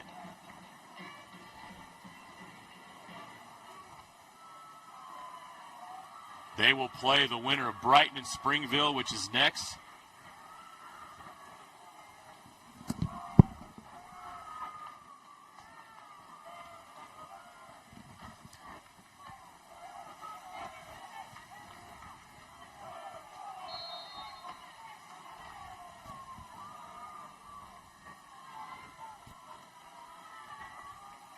It's third down and very long here.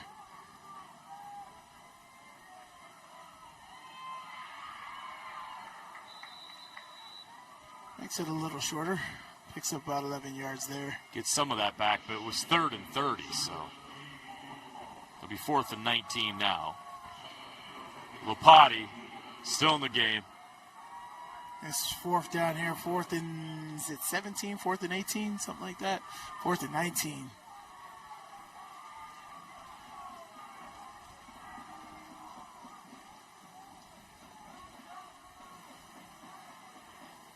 See how this defense lines up. Got slot. Your top slot is free. Just pressure. Another sack. Just pressure.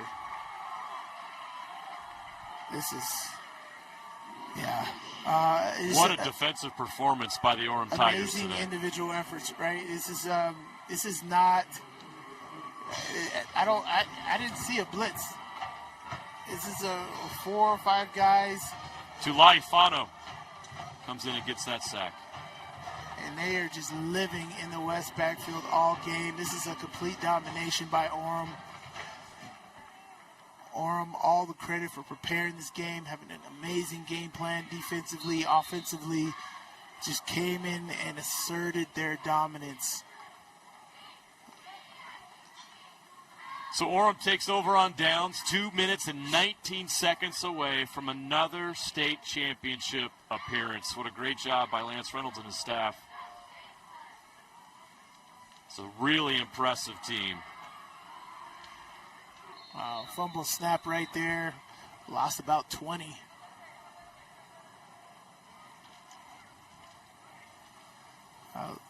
Loss of 16, 17 on that play, so it's going to be second down, 27, 28. Orem's giving some younger players opportunity, a chance to experience the turf of Rice-Eccles Stadium, which is awesome. That's huge, right?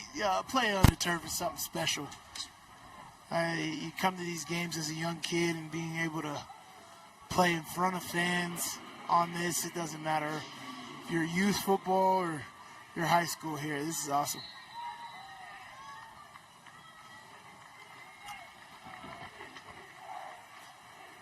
They'll run the rest of this clock out.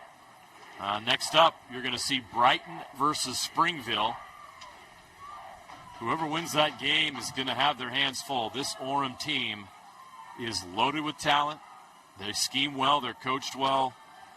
They look every bit a champion.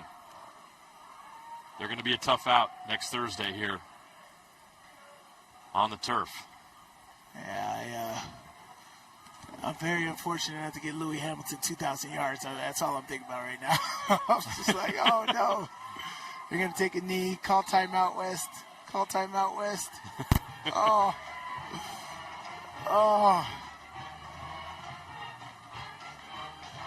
Whether it's 2,000 or 1,995, what a remarkable career for Louis Hamilton in a West jersey. What he did as a high school football player is just phenomenal. Yes. They're going to miss him, but this West team has a lot of talent coming back, including their quarterback, Camden Lapati. We've mentioned some of the other guys today, a lot of juniors that got great experience this year. West has got a chance to be back here next year. But for now, it is the Tigers' moment. The Tigers roar here in the 5A state semifinals.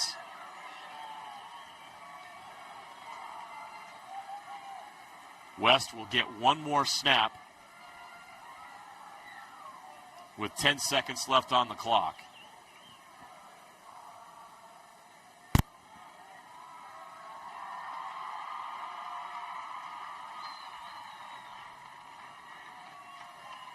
Now, I don't know if they know it on the sideline, Sly, what we know, that Louis needs 5 yards to get to 2,000. Hopefully somebody whispered it to him. Hey, just do...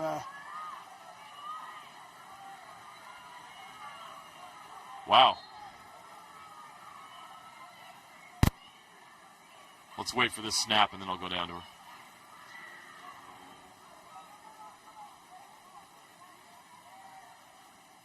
One more play here. Looks like they're going to take a knee. They're going to take a knee. Respectfully. And that'll do it. The final seconds on the clock will tick down. The Orem Tigers are headed to the state championship game. A 34-7 victory over the West Panthers. Let's go down to the sideline. Kayla Kiesel standing by with Tayden Kaava. Humongous game. Congratulations. You're one step closer to the state championship game. How are you feeling? I'm feeling fired up. I mean, can't do nothing without these guys right here. So we had a good week of practice. Came in the game. We knew we could win. We believed in ourselves, and then we just came out on top. You're one of the leaders of this team, and your offense absolutely dominated. What did your preparation look like coming into this game? We knew that we could win. Every stop, every play, every down. We know if we won every down, it'll turn out to be nice. And moving forward to the next game, what does this next week look like for you guys to get ready for the state championship? It means hard work. We put in work every day, every week. Can't wait to the championship game. I mean, without these boys right here, we're nothing. So. Hey, congratulations, guys. Yes, sir. Thank you. Tayden knows how his bread is buttered. Oh. That front was phenomenal today. Wow. They were so dominant. Orem won this game in the trenches. Oh, for sure. Every quarterback knows that they can't get it done without the big boys up front. The big boys up front don't do what Orem Tigers offensive line did today. There's no victory. And so knowing that you can run the ball the way you did today in those first three positions, establishing dominance, that's exactly how you want to get it done. And that opened everything else up, right? There's no way that you go zero coverage on K.O. Akana without having a dominant run game. right? And that's what happened. It opened things up, and Calva delivered the football. So tips the cap to Orem to preparing the right way, coming up with an amazing game plan, and executing at a very, very high level today.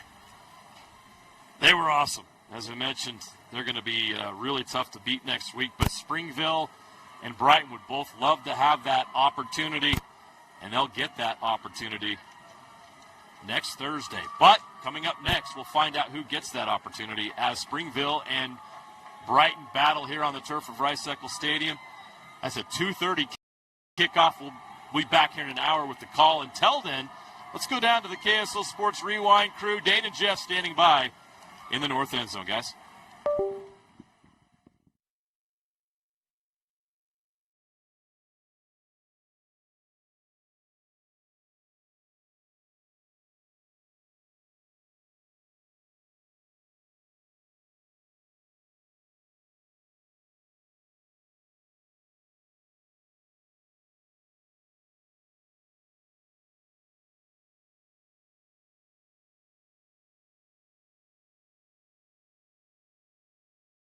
Welcome in, field level here, Rice-Eccles Stadium. Orem taking care of business against West. Dane Stewart, Kalen Hall, Jeff Hansen. We talked about the importance of the line of scrimmage before this game at halftime. Really, no doubt. Orem came to play both sides of the ball. They ran the ball. They stopped the run, limited Camden and Lapati. This was about as decisive of a game as you could have. And Orem advanced back to the state championship, first time since 2021, I believe. Yeah, that was quite a exhibition of physical brand of football on both sides, both the offensive and defensive lines for Orem. They dominated the line of scrimmage. The LOS was in no doubt in Orem's favor, and that's the reason why they're moving on to the finals next week. Kind of a scary performance from that Orem offensive line when you look at it. It's like, man, that's going to be the offensive line for like 3 more years. Are you kidding me with that? Yeah, they dominated against a really good West defensive line. That Orem offensive line had their way. They opened up big run game. They really kind of protected Cava. Whoever was back there at quarterback, they protected him really well. That was a really strong performance. Tayo Fano, you mentioned the only 5-star of the state. Tayo Fano's the real deal. The Fano name is familiar here in this stadium, right? I mean, Spencer's doing a pretty darn good job for that Utah offensive line.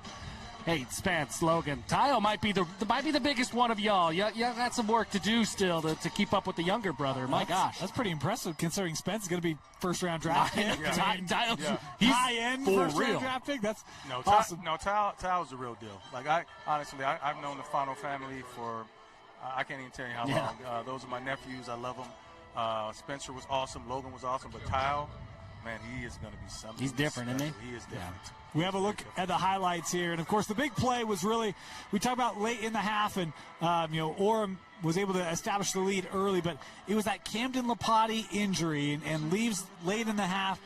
It was great to see him come out, right? I thought West got the ball in the second half. Orem did. They go right down and score. And I shouldn't say right down because it was actually a time-eating drive. It was a 5-minute drive for Orem to start the second half. So you take care of half the third quarter. You end with points. It's 27-0. I love that Camden came out, though. And we talked about, did you just make a couple throws to try to keep that D out? And it worked. West was able to get a drive together and go down and score, Coach. Absolutely. And the young man deserves all the credit in the world. Obviously, he wasn't 100%. His shoulder was still, it was lingering with pain. You could still see that. Yeah. He came out. He made a couple of throws. Made a nice out route throw here to the near sideline. He made another little slant route pass. He made several plays because I thought that his feet would be the decisive factor, and he did. In that drive, he was running the ball. The pass lanes got too far up the field, and he ran underneath them, and he helped them to be able to drive the ball down the field, but it just took too much time. Yeah. They just didn't have enough time to put together. The momentum was so much in Orem's favor. So. Yeah, I mean, just a West offense, not really built to come from behind like that, right? I mean, we talked about so much in the pregame about the run game, the line of scrimmage, all that stuff. Well, you're down by 3-4 scores in the second half. That's hard to do. Well, and I think they are built to come back from behind, but not against this kind of an opponent, right? Because I think the way Orem dominates the line of scrimmage, not a lot of guys are open. I mean, even everything on that drive, there's a lot of underneath stuff, and then guys turning it upfield, right? There's not big play ability against this Orem defense, and so Now all of a sudden you've got to kind of chunk your way down the field, and they got a turnover late, fourth quarter, about 9 minutes to go. They pick up that fumble as Orem was driving. Like, okay, can they go down to score, make it 2 possession? It's high school, right? Maybe something can happen. They gave it right back, and that's kind of the name of the game for the West Panthers. But I guess what stood out to you guys most about performances in this game? We talked about the toughness of Lopati, but anything else that stood out to you for either of these two teams? Honestly, we know what we're going to get out of the two defensive ends, Junie and Jag. I just really like what Zeki did and what Easton did, Kojima in the middle, defensively. They played awesome games, both of them. They were all over the place. They were fearless. They were running through contact. They were making negative plus plays for defense on the offensive side. And it was a phenomenal display of hard-nosed physical linebacker play. And also Bateman. Bateman played an awesome game, winning one-on-one battle after one-on-one battle in the middle. Because of that 5-man front, there were no combos available, and Orem's guys made one-on-one plays, and they made plays in the offensive backfield. I was impressed with the fight of West. I mean, it would have been easy, especially after that opening score in the second half for West to fold up. They did not do that. Camden Lopati put his team on his back, said, hey, I'm tough, I'm hurt, let's go out and let's try. Louis Hamilton, cannot say enough about him. I think he got just enough yards in this game. He crossed over 2,000 rushing yards on the season. Just a heck of a season for the West Panthers to get back here for the first time in nearly 30 years. And they fought, man. I mean, they fought. Really, the cards are kind of stacked against them once that injury happened. But they fought. They did not quit. I think you have to be impressed with what they did and really that coaching staff, just their ability to kind of rally everybody together and say, oh, who knows what's going to happen, what the final score is going to be, but let's go out and win this next quarter, win this next drive, win this next play. I was impressed with what we saw from the West Panthers. And obviously you got to give it to the Orem's offensive line as well. The whole game. Yeah, just dominant. Just phenomenal. Can't say anything else. I mean, I think, one of the things that I don't think we touched this in our pregame, but when you look at this West team, they had 5 receivers over 400 yards. So again, there's a lot of guys to get the ball to, but I'd be shocked if anyone had more than 30 yards receiving because, again, there wasn't time, and when there was, they were covered and there's nothing deep, right? Yep. So you take away their big playability, and you put a lot of pressure then on Louis Hamilton and the run game, and it didn't turn out for West. But for the West Panthers, Camden's a junior, got one more year with Lopati coming back. Louis Hamilton's a senior. So that's a big piece. Obviously, you talk about 2,000 yards. Going to be hard for them to replace Louis Hamilton. Talk about his career, Jeff. You talk about the Cadillac and what he's meant, but he's been a multi-year starter for this group. He's been so critical on their offense as Coach Solovy's built this program. I mean, you hate to see careers come to an end, right? Louis Hamilton, phenomenal career ending here today. Exactly, and that's what's so tough is these final games. It's the best, worst day of the year, right? Because football comes to an end for so many guys. Louis Hamilton has been a joy to watch. We've got to see a lot of Louis Hamilton over the last few years. We've seen him play quarterback. You see him do some wide receiver stuff. Then you see him this year really get to settle in and play running back. Truly one of the great players to come out of the state of Utah, great high school football players. He reminds me so much of a guy like Robert Young that was just so willing to do whatever it took to win. That's what Louis Hamilton was. He was the leader. He was the engine. He was everything that you want in a high school football player inside that locker room and on the field. And, it stinks because somebody's got to lose, right? Yeah. That's the way football works. There's always a winner and a loser. Stinks that somebody's got to lose, and it stinks that we don't get to see more Louis Hamilton because, man, he's a joy to watch. Every single week he was putting up just highlight play after highlight play. He left his mark on this West program for sure.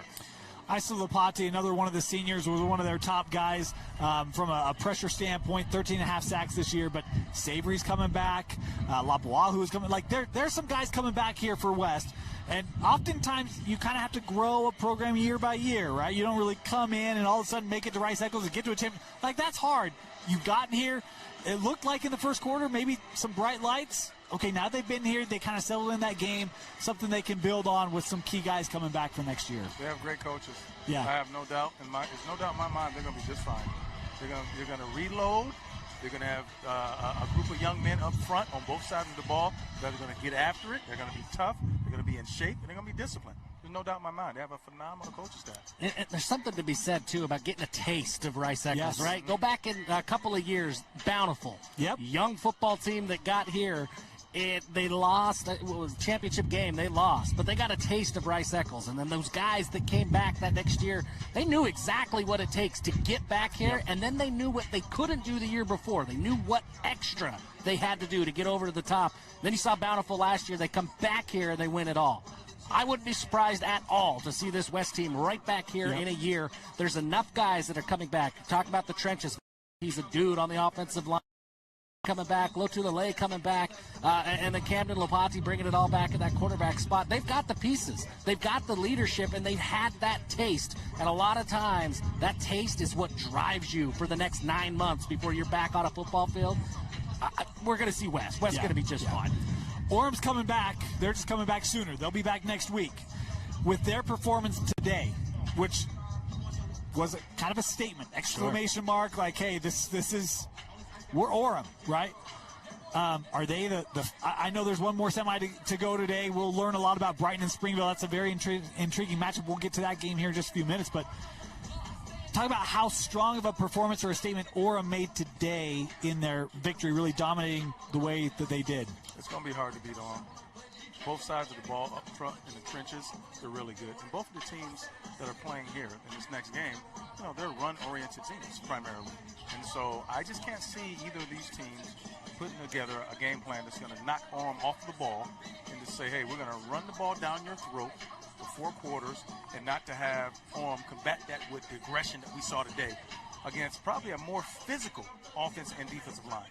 So the front sevens on both of on both of Orem's offense and defensive side of the ball, pretty imposing. I don't know. I'm a fan. I'm a fan of what I saw today from Orem up front. I don't even care about anything else. I'm all about the big guys. Yeah. And from that standpoint, it's going to be tough to beat them. Yeah, it's going to be really tough. I'll tell you what impressed me maybe more than anything from Orem today. I don't remember a whole lot of penalties. I don't remember a lack of discipline at all. I mean, this was there were mistakes, but it was execution mistakes, right? Overthrows or whatever it is. There weren't a lot of mental mistakes from this Orem team. And when that team, with all of that talent, when they're locked in mentally like they were tonight, oh, boy, that's going to be a problem. Yeah. The other thing, and I'll share this, and this happened off camera as we were wrapping up, I think, our pregame show. He's got a lot of friends, right? But a player, I think it might have been halftime actually, came over and look, Orem last week played Woods Cross. We know how good that run game is with Coach Brody Benson, and they got a stud out of the backfield in Vili Tapa Tautai. And a player came over, and I'm not going to out him. He said, they said they'd run on us last week. They didn't. They said they'd run on us today. They didn't. And you talk about these next 2 teams run the football. I don't know. That run defense, so strong today for Orem.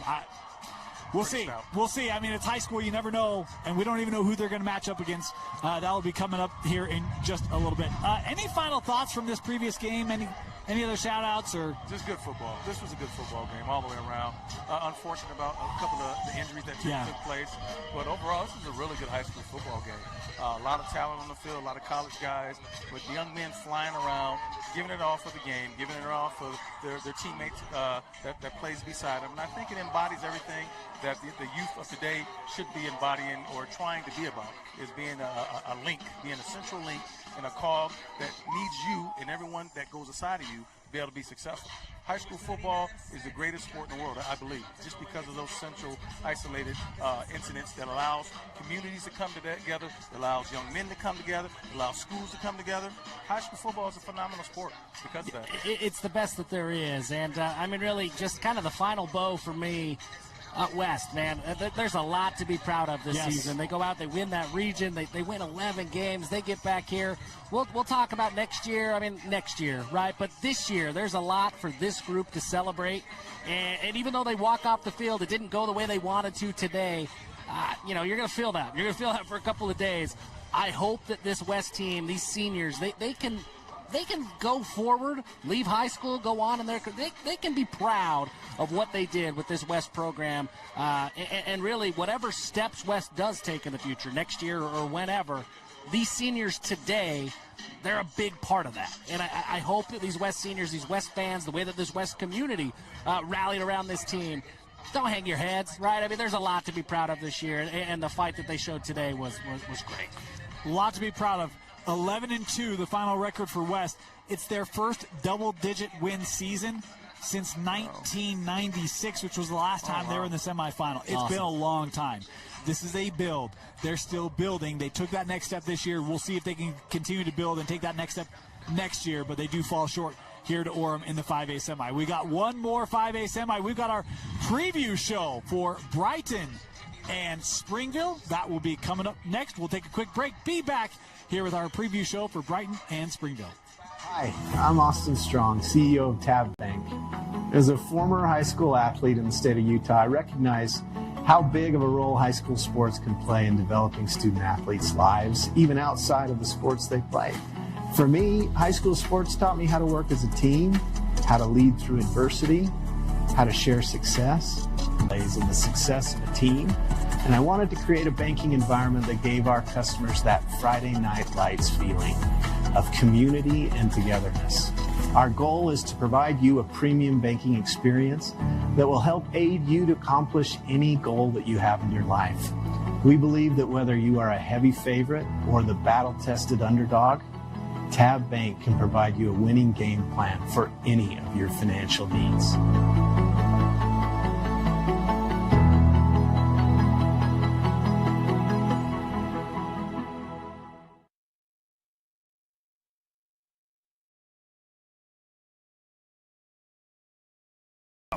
Today's play of the day goes to Becky, a single mom who just got her son Max a youth debit card from UCCU. This is a big win for Max. He knows that UCCU mobile banking makes it easy for his mom to add money to his debit card anytime.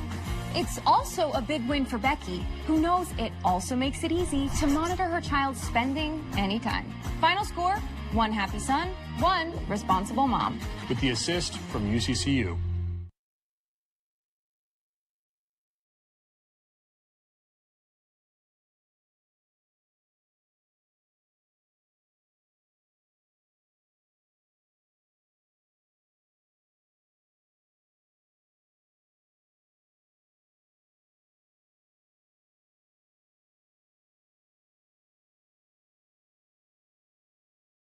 A semifinal preview show.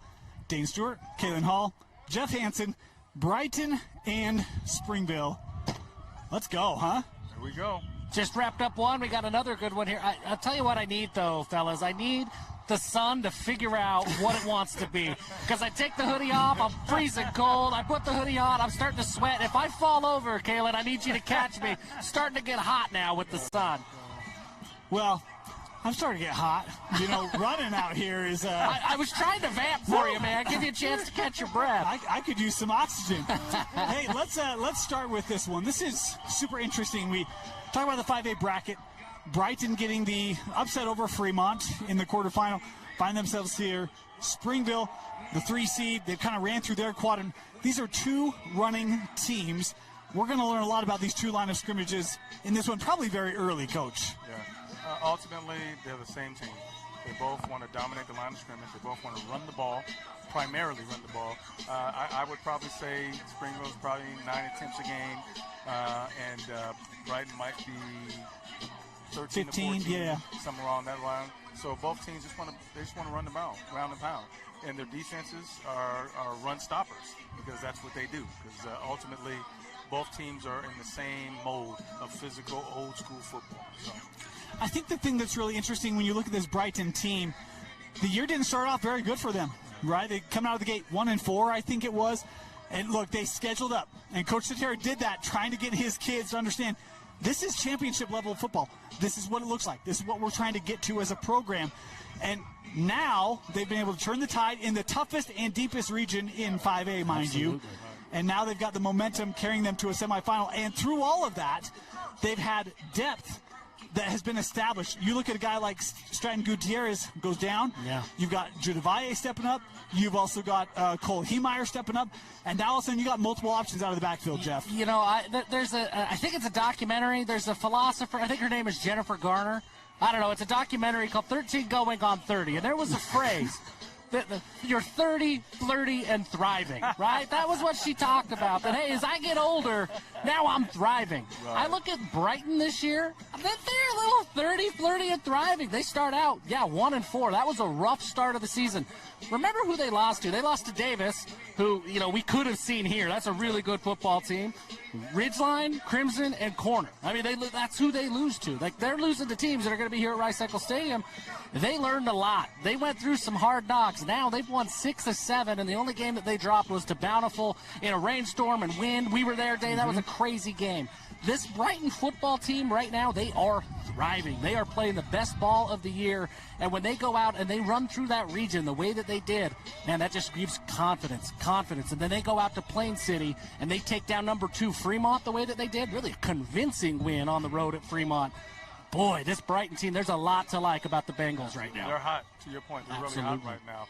And in high school football, and football in general, you get on a hot streak, it's kind of hard to turn that off, especially if you're a ground and pound football team and you live on your front seven and your defensive line. If you live on your offensive defensive line and you're on a hot streak, it's kind of hard to be stopped in high school football.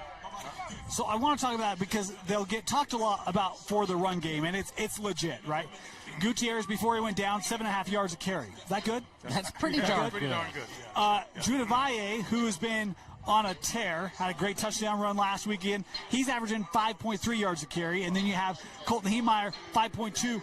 Coach Stairs, it's a little lightning and thunder matchup, right? Like the old USC days with, man, I can see him. But Lendale White, Reggie Bush, right? It's that same kind of mix. You got your speed athlete, you got your physicality, and then you mix in Rice Palapoy. And look, they don't ask the junior to throw the ball 30 times a game, but he can throw the football a little bit. And they've got receivers and a Jace Evans who can stretch the field. Slade Taylor. This offense is more than just a running game, is it not? Oh, absolutely. I think they do have balance. Out of the two teams, they definitely have more balance than Springville. They can stretch the field vertically. They have some twitchy guys in the slot, and so they have the ability to do a little bit of both, and also the play-action game. Since they run the ball so well, and the quarterback throws the ball really well, they can utilize the play-action game to entice the linebackers up, throw right in behind them, allow their athletes to make plays. So you look at Brighton, they were here last year, right? Remember, they were here, and Rice Palapoy didn't play, and they were a pretty one-dimensional football team when they got to Rice-Eccles due to injury, right? Just due to circumstance. Rice Palapoy doesn't have to throw the ball 30 times a game. They are very selective, almost like a surgeon, right? Like they know exactly where to go in. We're going to make that incision. We're not going to bother the rest of the body. We're going to do what we're going to do. That's how Rice Palapoy gets used in the passing game. That's how Slade Taylor, Jace Evans, you talked about it. They aren't going to go out and throw a ton, but they pick their spots really well. Coach Cetera does a great job of finding when they need to attack, when the defense, when they're starting to sag in, when they're cheating a little bit, boom, we can hit them over the top. They do it just enough that you have to pay attention to that passing game all 4 quarters. But make no mistake, it is a team that's built on the ground game. They want to run first. They want to be able to run the football consistently. There's some interesting stats we'll throw around, tendencies over Brighton and the season and how that's worked out for them at the end of the game. We'll get to those in just a little bit. But want to pivot and start to talk about Springville. Because the thing you know about Springville is they've got 2 guys who are just going to run the football all game long. Absolutely. Springville has been doing the same thing, it seems like, for 30 years. and they do it well. They do it really well. They always have big physical running backs that ground and pound the football. Valetti and the Harris kid, they're both are excellent runners. Balance-based runners. They understand how to reach and seek contact. But at the same time, if you come up a little too slow and you don't have the right angles, both of the kids will run around you. And so in their offensive line, they're very consistent. They're well coached, and they do what they do very well. They're coming off the ball with bad intentions, and they know exactly how to strike and when to strike.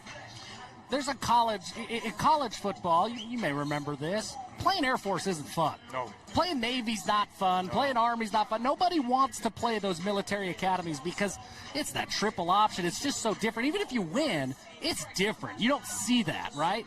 That's a little bit of what Springville is. They're not a triple option team like those Naval Academy, but they just run the football. They run their style of football that especially the 5A level, you don't see teams running what Springville does anymore. You don't want to play that, right? On a week. If you have months to prepare for Springville, sure, maybe you can figure that out. But on a week, That's tough. That's tough to do it. And then you're going to remember when you played Springville football because they are so physical at the line of scrimmage. The ball carriers are physical. The quarterbacks are physical. Everybody is physical every single snap. You're going to feel it next week that you played Springville this week. It's just that physical, tough, old school brand of football, and it's fun to watch. It's interesting because that quarterfinal game is Springville Box Elder. That game couldn't have taken longer than 90 minutes, right? Because both of them were just like run. That clock's always going. And it was Springville, and it was the guy you talked about. It was Max Harris who had the game-winning run. It was like a 38-yard touchdown or so, I think.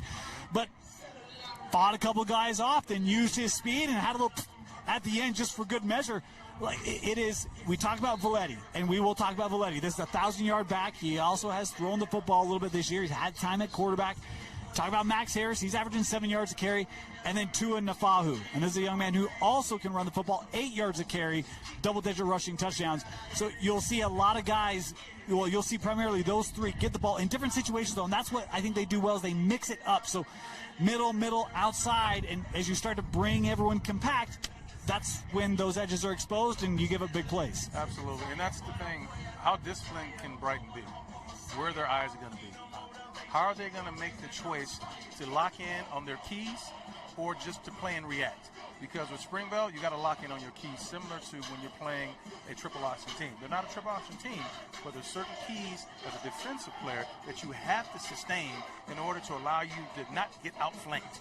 And Springville does a lot with their positioning and with their alignment. They like to outflank teams based on how they align, unbalanced lines, double-stacked backfields, tier-leveled football that allows them to get you off alignment, which makes you behind the play before the snap. It's not even based off of the better athletes. It's based off of alignment and assignment.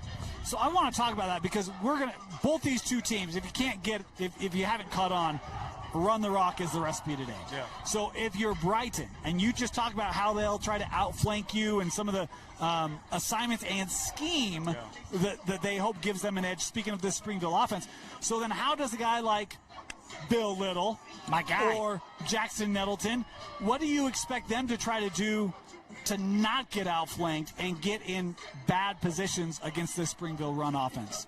Good football coaching, once again. They have an excellent defensive coordinator, and their kids have been taught all week long disciplines, the things that they need to do, where their eyes need to be, eye discipline. You can't get caught up with any of all of the counter action, the fake pulls, slants, whatnot from the offensive line and from the other off backs. You have to stick to your keys, stay dominant to the guards, and let the guards follow you to the ball. The guards, most of the time, are going to take you to the ball. And then if you have backside contain. Don't worry about chasing guys down and playing hero ball. Do your job, do your assignment, and make sure you're filling your gaps.